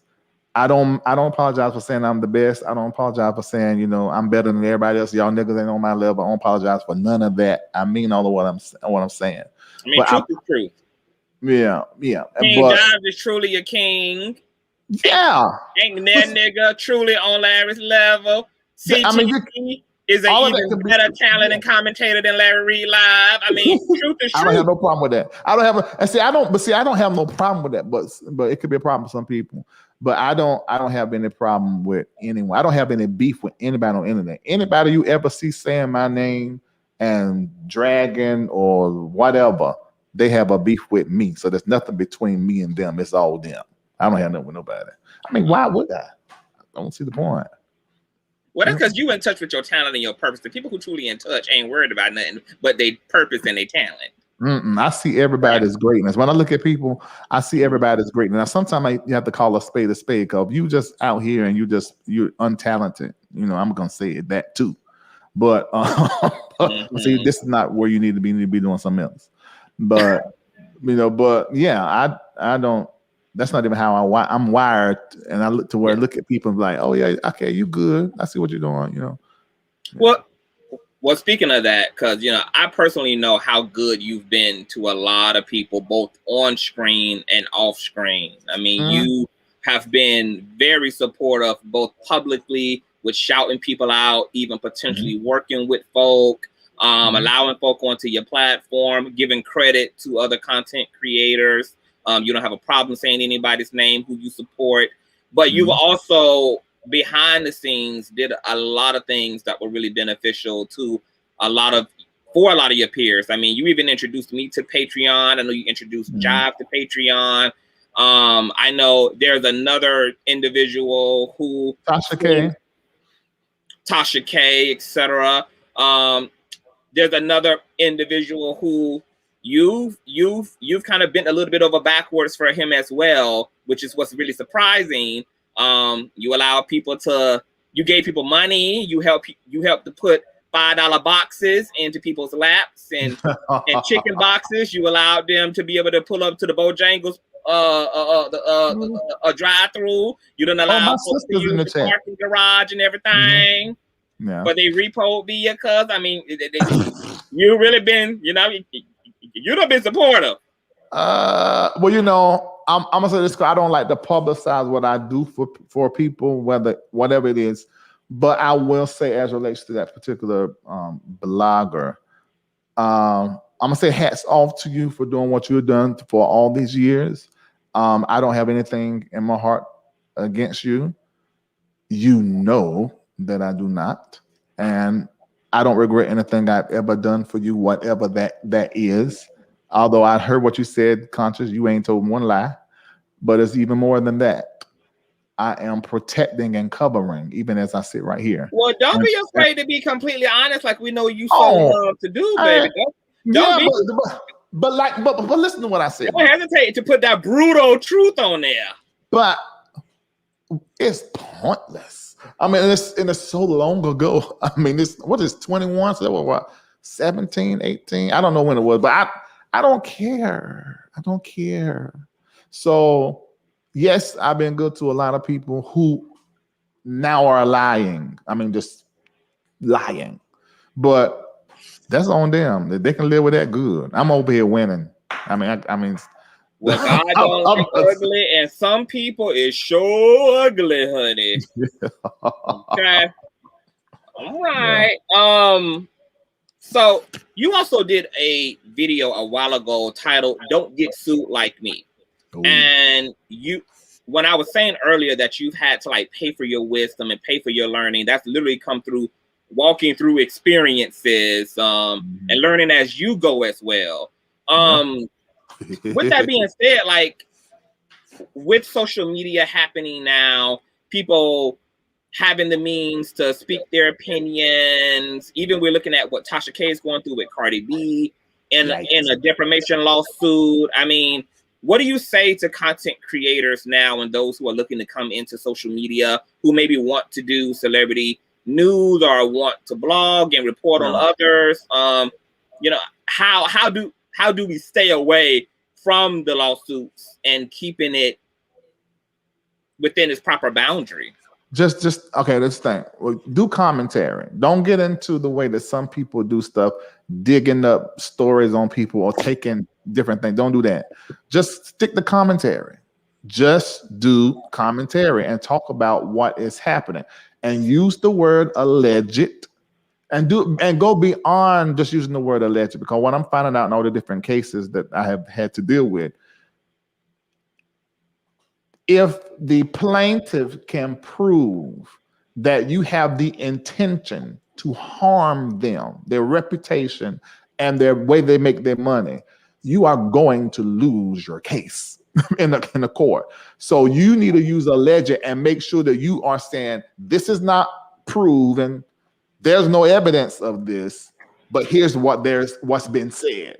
And if you have been following my platform, I should be the king of allegedly. And then it went to allegedly, and I ain't got no proof or whatever. And then I went to where I didn't do them stories no more. So the stories haven't stopped. It's just as salacious in our community as it always. I still get the videos, I still get the text message, but I have to look at that and say, okay, what conversation I'm going to bring to my platform I have not already brought, and how is this going to help? So I just pass it. I probably need to start passing to somebody else who's still doing that, because I'm not saying that's beneath me or that's wrong or bad. It's just not what I'm doing right now. It's just not where I'm at. So this is what I'm going to say.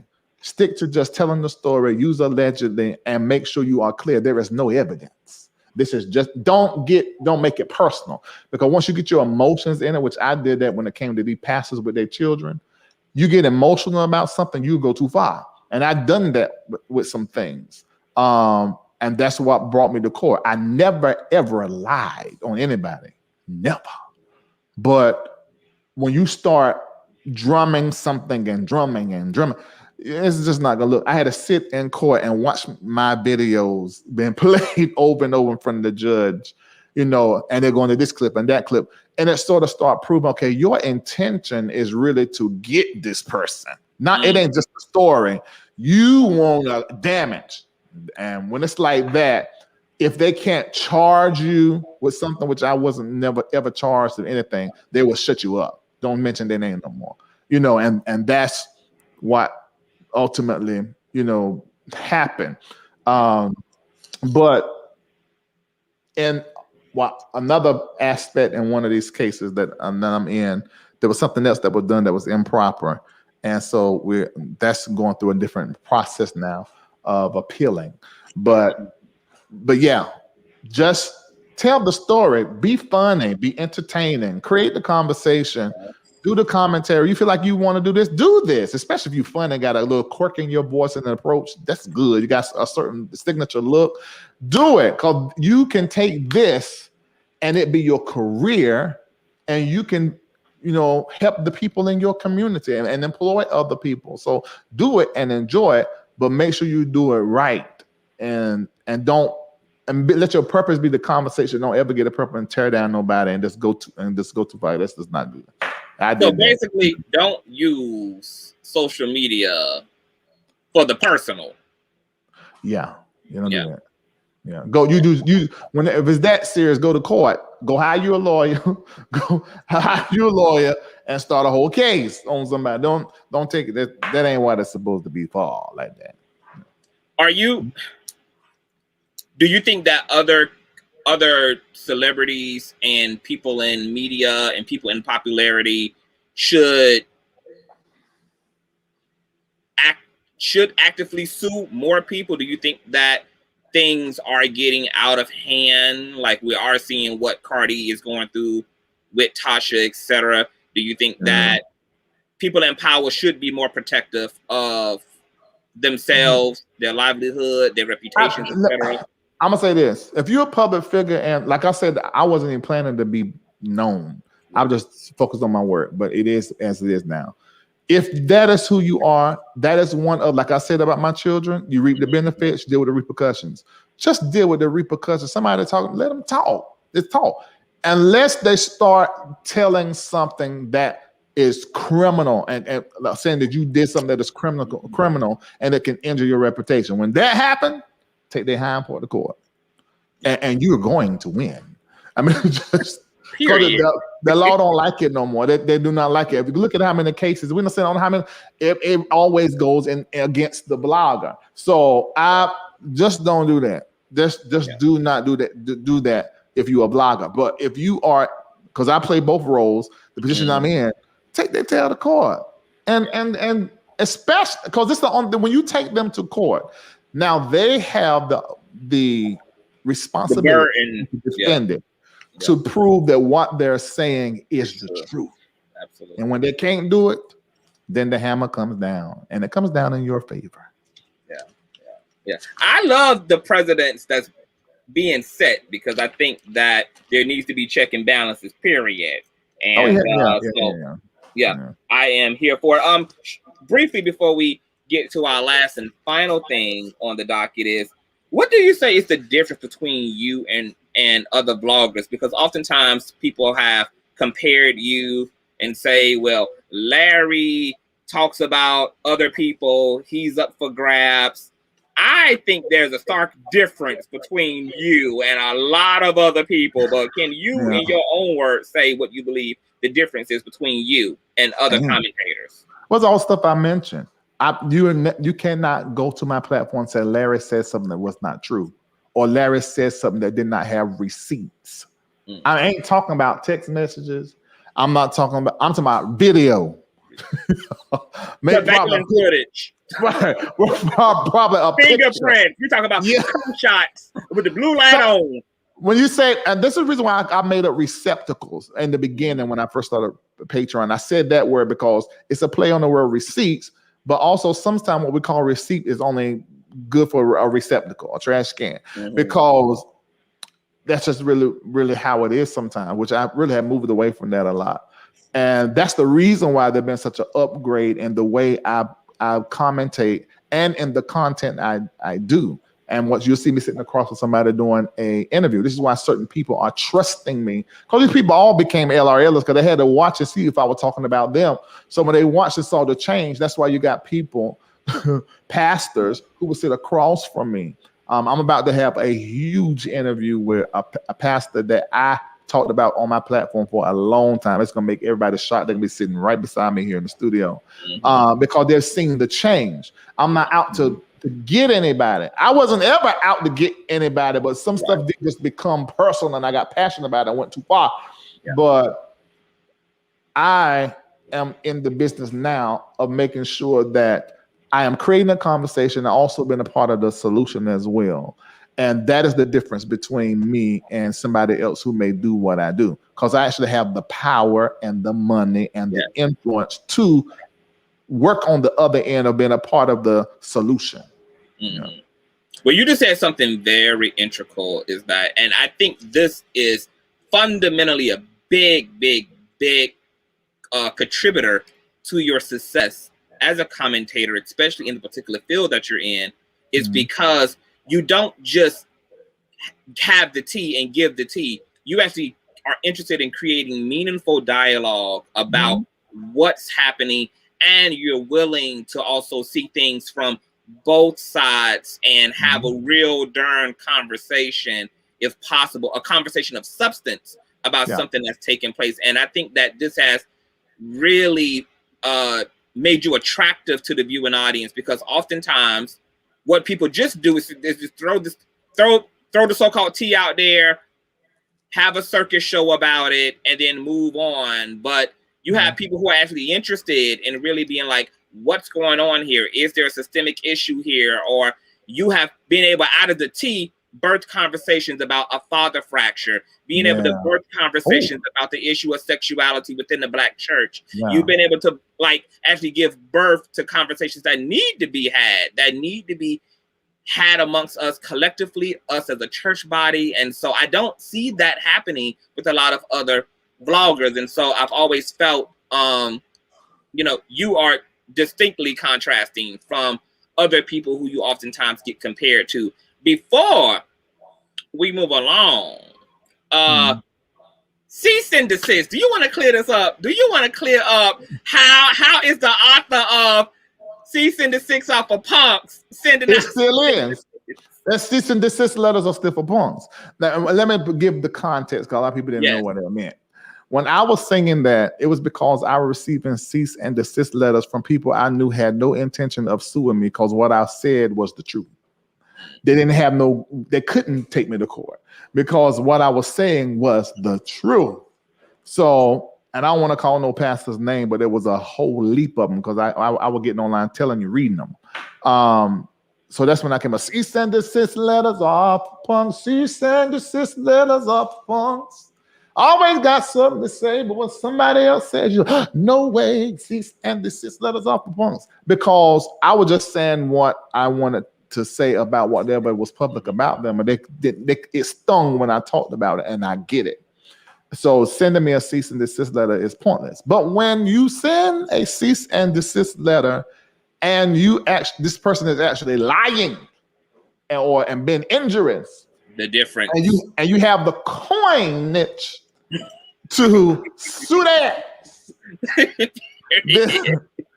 need to pay a darn attention, because what ends up happening is you ignoring the cease and desist letter becomes part of the case. In fact, if I took somebody to court for something and I hadn't sent them a cease and desist letter, the judge would throw it out. You have to do a cease and desist 1 or 2, 3 times to show, so that they can defy it every time. So it becomes a show of intention, especially when you're saying what you're doing is injurious to me, what you sent, and they continue to do it, then that actually proves the motives before you get to if the plaintiff chooses a jury trial, before you get to court, you've already won, because that you've already proven that you want to bring harm. So, so cease and desist letters are still punks, and it's those that are sending it out and ain't got no money or the intention to bring nobody to no lawsuit. Yeah, and are guilty. Yeah, exactly. So cease and desist letters are for liars. Period. Okay. Last but not least, how am I going to say this? Okay. One of the things that I find very endearing about you is that you are a very communal individual, in terms of you take those that you love along with you. And I would shed a tear if I wasn't so beat for the gods right now, so I'm not going to do that. But like all success stories, the pendulum swings from the left as it does to the right.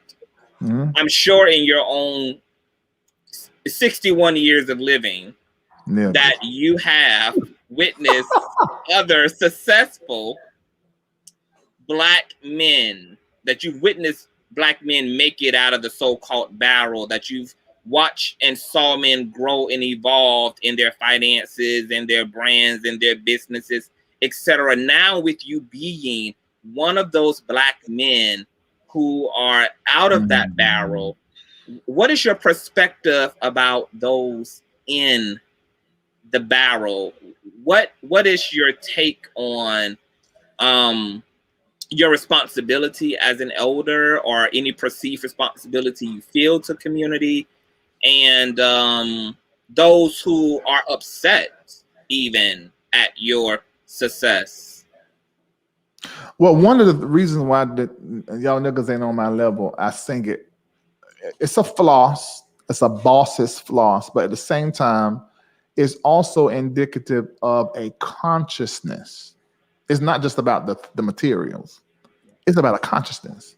Because when you level up in your consciousness, you also understand that you are one of many that has been enlightened. In the song Tennessee, said, Lord, I've asked you in this stretch by I forgot the name of that the group. Tennessee, you hear that song? And he asked, why you enlighten me without the enlightenment of all my folks?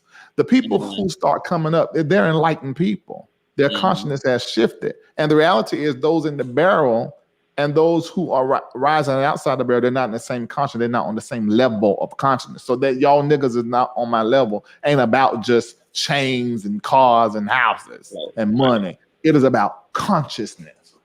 You just don't get it, nigga. And so those in the barrel, their consciousness is in the barrel. So that is why they are there. So I would say to those of you that that you have a problem with when people level up doing better than you in money, you got to get into the root of your pain, your pain body, and you got to stop projecting on other people. And you really got to find what's unique about you and begin to do the work and grow it, monetize it, market it. And once you get where you're going and you're able to pull somebody else along the way. And so that's why I have done what I've done. And I don't just help random people. It's people who, like Shamako. Shamako has been a very close friend and brother to me when I did not know how to treat people and was mean. You know, he handled me a certain kind of way, and really is the responsible for the reason why that I have some of the perspective that I have concerning myself, and was able to be a great husband and father. And so, and that could be relative, because at least I'm like, you was all right, but anyway. So that was one of the first people I said, I first of all, I need him because he's terribly talented, anointed, gifted, and prophetic. So let me pull him. Then I began to pull other people who I didn't pull to help, you know, be able to, so that they can have consistent income and also be able to build their business, which I think every Black person should be in business for themselves. Even if they didn't do that, I still, you know, if they were, and people don't know this, there are people who today are not in credit card debt because of me. There are people who have a home because of me. There are people who are able to get out of one part of the neighborhood to another part because of me. You know, that, and the list goes on and on and on. And I'm going to always do that because, first of all, that's who I am, period. Even when I didn't have, I would give people my mess. But now that I can help, I'm going to do it. So don't start inboxing me, asking me to pay your bills, because that is foolishness. I don't do that. Because he got more cars to be buying me. Get up off of him. Let him go, honey. No, but because I'm trying to change your life. Yeah. So and even in doing that, there are people I pay credit cards off, then turn my back, then they get back in debt because, you know, they just weren't ready for that blessing. You know, so the next time I had to go back and say, okay, have a conversation with them. This you have to stop. That you have to stop. Do this, and then take them out of credit card debt again. I've done it about 5 times over with 5 different people. But now they're in a way better place, you know. So I know paying somebody a bill or meet somebody in need, giving money to somebody is not always giving them what they need. What they need is a new plan. You know? Yep. Yeah. So but they need information. Yep. That's the difference between a rich man and a poor man is information. That's it. Information. That's it. Mm-hmm. That's it. My God. Well, what about that fine ass Kendall? I know he's been a heavy contributor to the brand, and he's been integral to the raising of your daughters and just being a trusted compadre. How do you, especially in this day and age when it's hard to trust anybody, like how do you vet someone that you can trust? How do you know it? How do you know somebody? Well, I'm slow.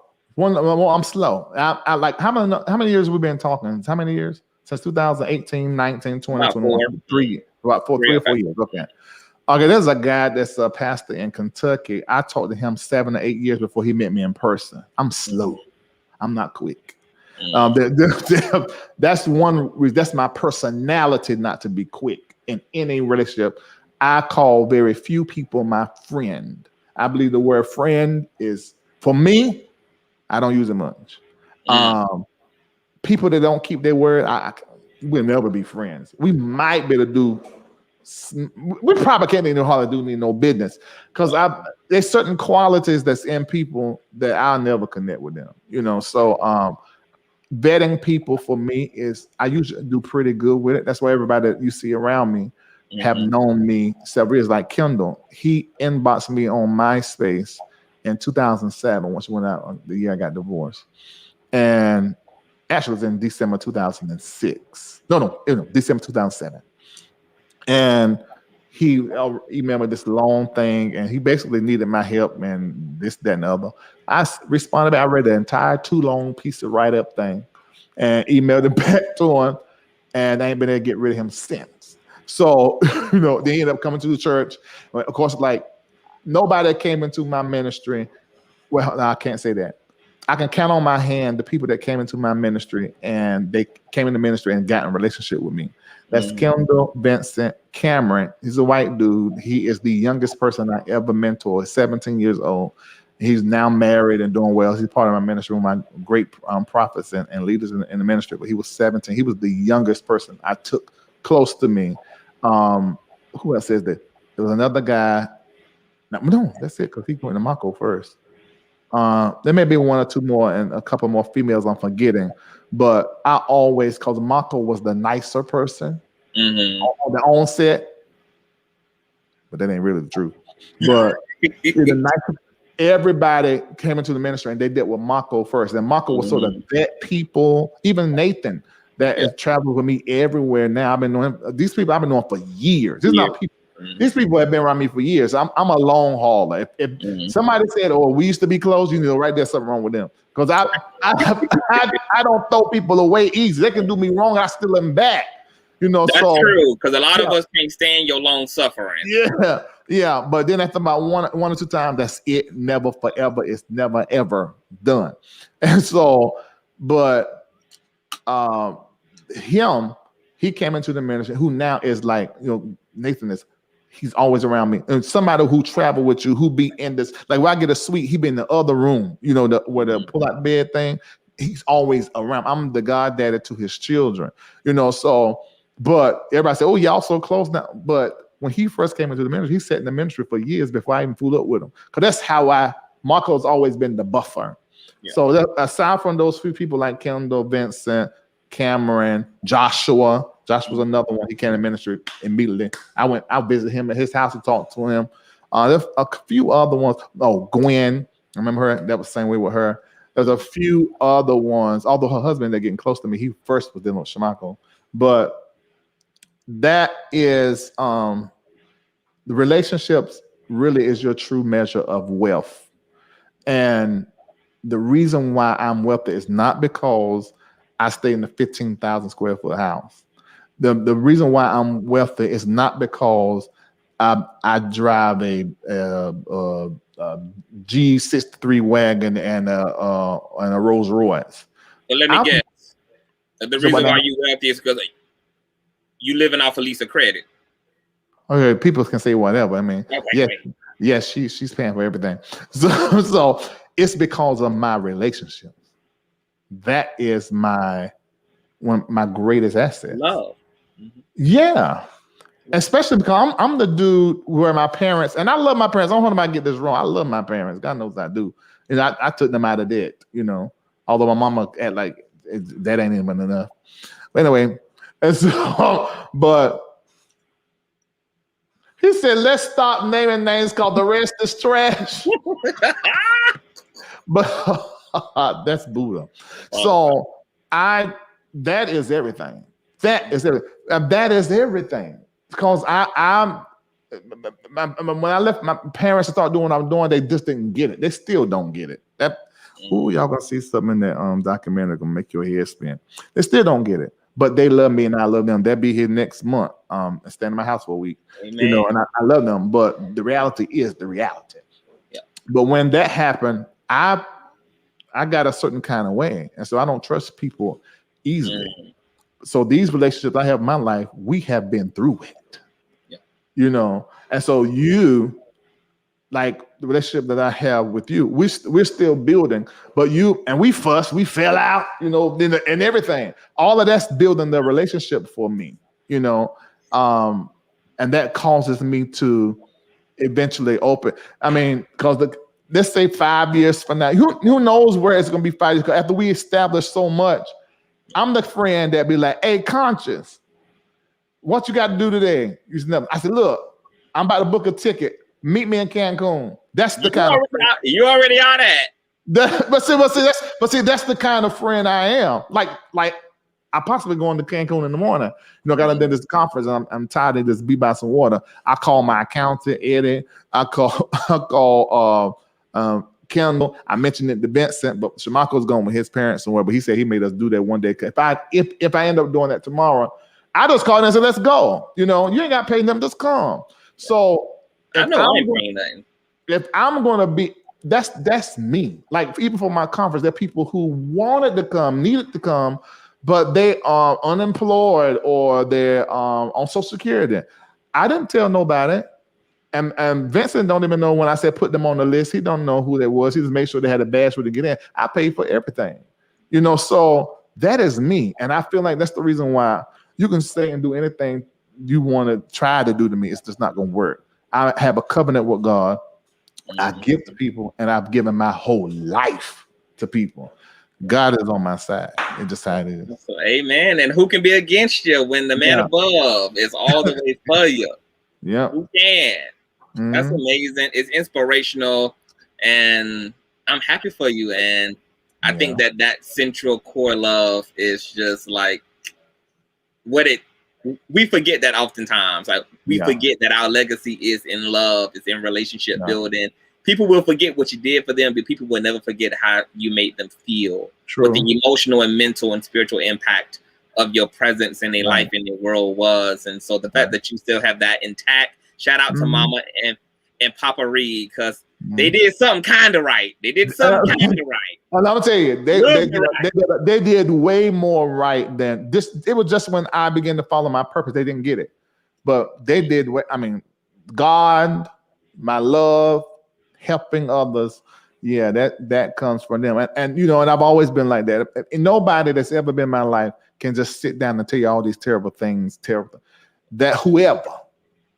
I have bought cars, home, houses, you know, held people that cried when their own parents couldn't afford and took care of their parents, you know. So I ain't been perfect, meaning that, and let me tell you what that means, because some people say that and that can be general. I have been mean. I've been mean. You've been an Aquarius. Yes, I've been mean, but that's it. You know, so that even with that, I've been nice pretty a whole lot. But it is my wealth is because of the relationships that are around me. Everybody that's around me, probably the people that you guys have seen, these people who've been around me 20 plus years, they know me well. And I know them niggas well too. You know, so and they don't just take everybody who you close to give. Oh yeah, I heard about that. No. And first of all, everybody around me has multiple degrees. Lisa is working on her second master. No, I think she's working on her doctorate. Kendall got 2 masters. Marco got 2 masters. Joshua got 2 masters. Vincent, valuable business. Lotley, valuable business and He-Man stuff. Cameron, and you know, CTV, he just look good for a living. But you're successful at what you do. Yeah. So what I'm saying is that is not the case. That is not the case. That is not the case at all. That is not the case. But they done Jesus the same way. When he took them folk off their job and he started working with them, they said the same thing about Jesus. Oh, they all living in the house together. They fucking. All these men, they must be doing it to each other. He taking all the money he raising the offering, he paying them. You know, they done Jesus the same way, so they don't even matter. Yeah. Yeah. I always tell folks, look, if the hating was good enough for Jesus, it's good enough for me. Period. I'm good with it because it's like fertilizer. It's like fertilizer. It's really like fertilizer. It's really like fertilizer. Yeah, it is. But CTV, thank you so much for giving me this opportunity. Well, actually, it is an opportunity because I get to just share. And yeah, because you know that I'm bougie and I'm stuck up and I don't fool up with you people. So when I be having y'all on my platform and stuff, you know, it speaks volumes if I'm messing with you. But I do want us to think it because there have been so many situations and cases and things that I've been in. You're in Patreon, so you see everything. And then you come in here and talk about it. There was times when you talked about it in an unbiased way. In your unbiased way, you actually was a voice to what was really happening, as opposed to just on some crazy bull, you know. So thank you for that. I have never asked him to do it. I never told him to do it. It was what he did, and I've always been thankful and grateful. But people forget that people, the God still make people like us. Yeah, God still make people like this, and everybody who knows me, everybody who connected to me knows that I love hard. I love to the ground. If I'm loyal, I'm loyal. I got your back. I'm running into battle with you. We going down in the blaze of glory. I'm going down with this. I'm going down with the ship. I'm not a captain or co-pilot who abandons anything. So as long as I know that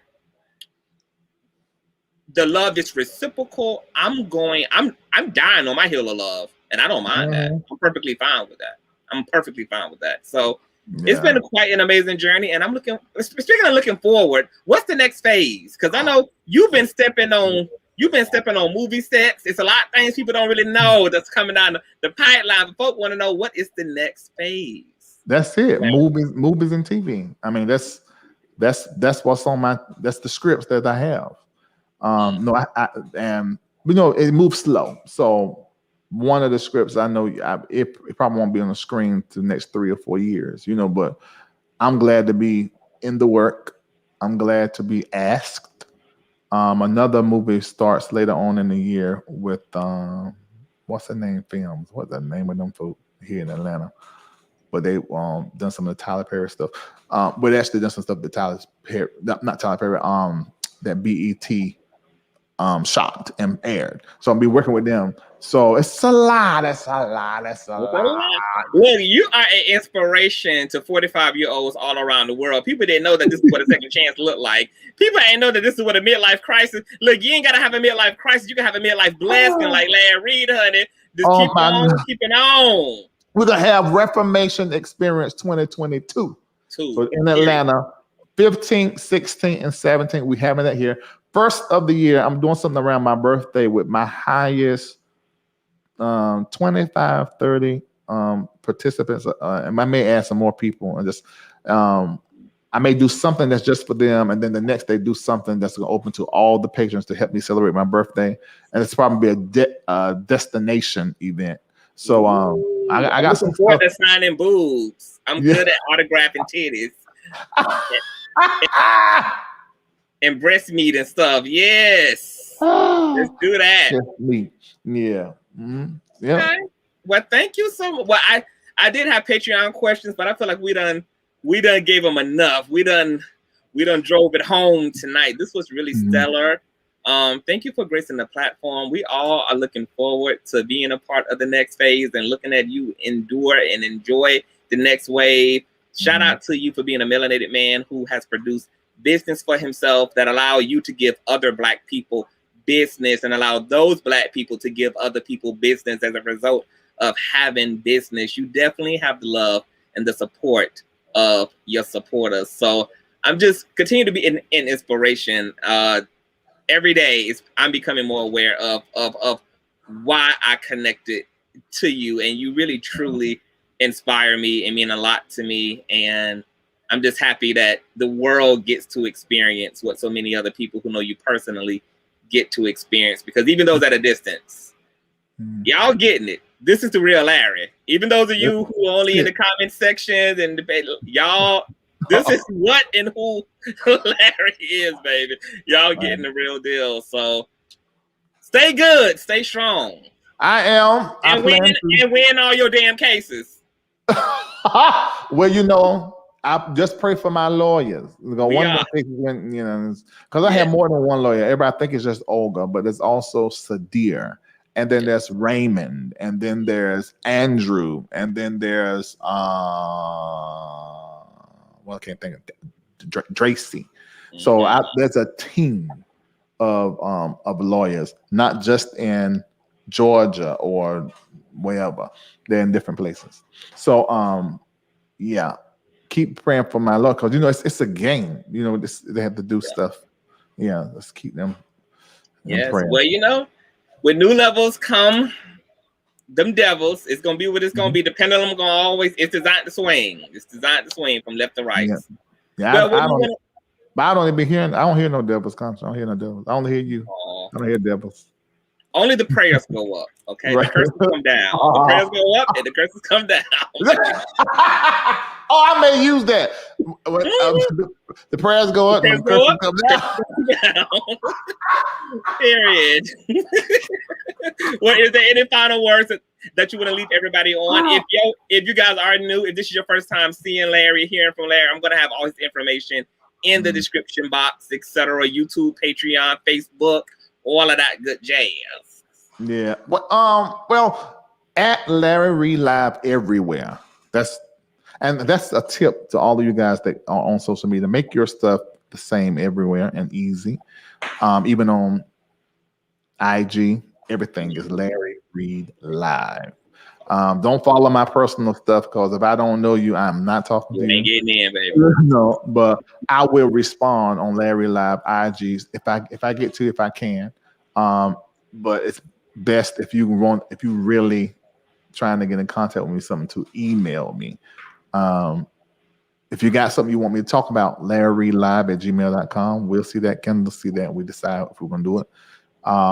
If you want to, maybe you have a product you want to advertise or a book or something, LarryLive@gmail.com. And that's the Gmail one, so everybody can get access to it. And make sure you text Larry Live, no spaces, to 33222, so I can send you a text whenever I'm going live to talk about something. I'm about to do Monday. I'm doing an interview with Willie Moore Jr. He's real popular in gospel radio. He's real popular, and I'll find out his story as he can be sitting right here beside me. I'm also going to be putting up the interview with Vicky Winans. I wasn't expecting her to, but she just laid it down. He laid it all out there. So we're gonna be doing that, and I'm also add the interview with Deidre Hatton and with Ty Tribbett. So make sure you have your notifications on so you don't miss none of it. Conscious, I'm trying to decide, should I put, because I preached that Sunday morning and people want it online. I don't know, should I put it on my main channel or should I put it on another channel? I'm trying to figure out what to do with that. I think you need to put everything on the main channel. Folks need to see what's going on so that they can know to purchase their tickets for 2022 Reformation. They need to see what the slayage was like. Yeah. This time I'm gonna put up a clip. Oh, you're gonna love it with the panel talking about sexuality. I'm gonna put a clip about that. That you're gonna love that. It was so good. Everything was so good. It was. Yeah. Well, people who missed out, you will have your chance, honey. Okay, even if you got to take out another PPP loan to get there next year, do what you got to do. Sell your stamps. It's worth it, honey. God gonna give it all back to you, baby. Okay, He gonna give it all back to you. But thank you for tonight, Larry. You were amazing. Thank you for being so transparent. You said a lot of things that I know is going to have this interview sliced up and posted on different. So thank you for the controversy of it all. I was on Larry. Listen, you have, I just want my name spelled right. Continue to work for me. Thank you. Well, how you feel about me changing the title to Larry Reid Eats Unwashed Ass? Because I can do that. I can do that. We can do that. That's fine. Oh my God. Yeah, I gotta do what I gotta do for my click and my view. This is your channel. You do whatever you want to do. Okay. Well, we'll talk about it. Okay. I might have to charge you to keep me from doing it, but we'll see how it goes. Now you acting like that blogger you said the other day. You know what? So that's what they do. They have to be paid to take stories down or to make certain stories. A wig could never. Okay. Go and enjoy your evening. We enjoyed you. We love you. We thank you. Keep on pushing on, brother man. All right. I'll see you later. All right. Bye. That's it, y'all. You guys got a major freaking exclusive from the man of the hour, child. I want to shout out to all of the Cash Apples and PayPalers. I'm going to have all of Larry's information in the description box where you can Cash App him at MBN Network on Cash App, websites, Instagram, the whole nine. This man is a mogul. It's ridiculous, okay? Everything that so many of us are on our way to becoming. You guys know I like to pussy pop on out the window, so we're going to pussy pop to our favorite theme song. Shout out to Angie Angle, okay, for her top 10 hit over here. I love you guys, and I'll see you guys soon. Peace. Hey, what's up, Larry, baby? Listen, this is just a little remix to remind you that you are still the shiznit. So don't even worry about Darryl Moore the Bomb and his B-Team minions, because you had a purpose before they even had an opinion. You still got much love out here, and you are still winning. So let those haters hate, and let those trolls troll. Wow. They are just mad because they will never ever rise to your level. Y'all haters ain't on his level. Y'all haters ain't on his level.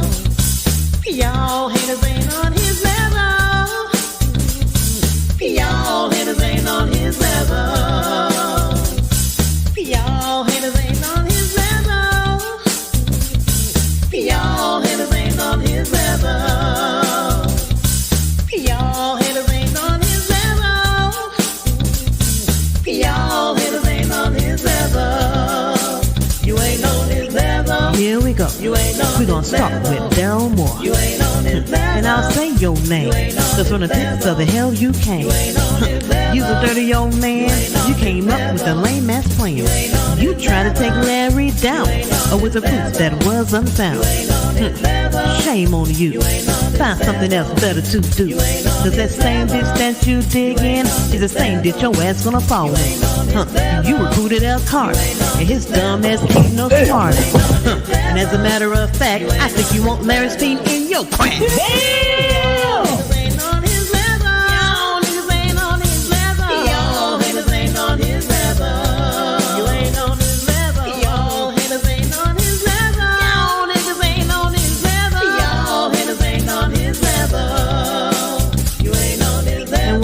Marcellus, looking like Hannibal Buress. You're always making threats, but ain't never done a damn thing yet. Ain't you that gutter snake who made fun of Larry's rape?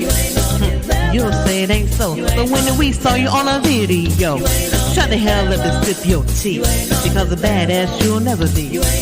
All you do is talk shit with that lame ass 18 clip. And now we got big little Kim, who really just wants to sit in. I won't go in on you, sis, but you're so much better than this. And Roxanne, Darryl don't wanna be your man. He is just using you because he needs a clicking of you. Y'all haters ain't on his level. Blacklist of clean. Y'all haters ain't on his whoever the hell y'all be. You ain't on his level. Y'all the biggest haters I ever seen. Y'all niggas ain't on his level. Y'all haters ain't on his level. You ain't on his level. Y'all haters ain't on his level. Y'all haters ain't on his level. Y'all haters ain't on his level. You ain't on his level. Y'all haters ain't on his level. Y'all niggas ain't on his level. Y'all haters ain't on his level. You will never be on his level. Hey, you ain't on his level. You tried it though. Gotta give you an A for effort, but you really got an E for epic failure. Now go cry in the car.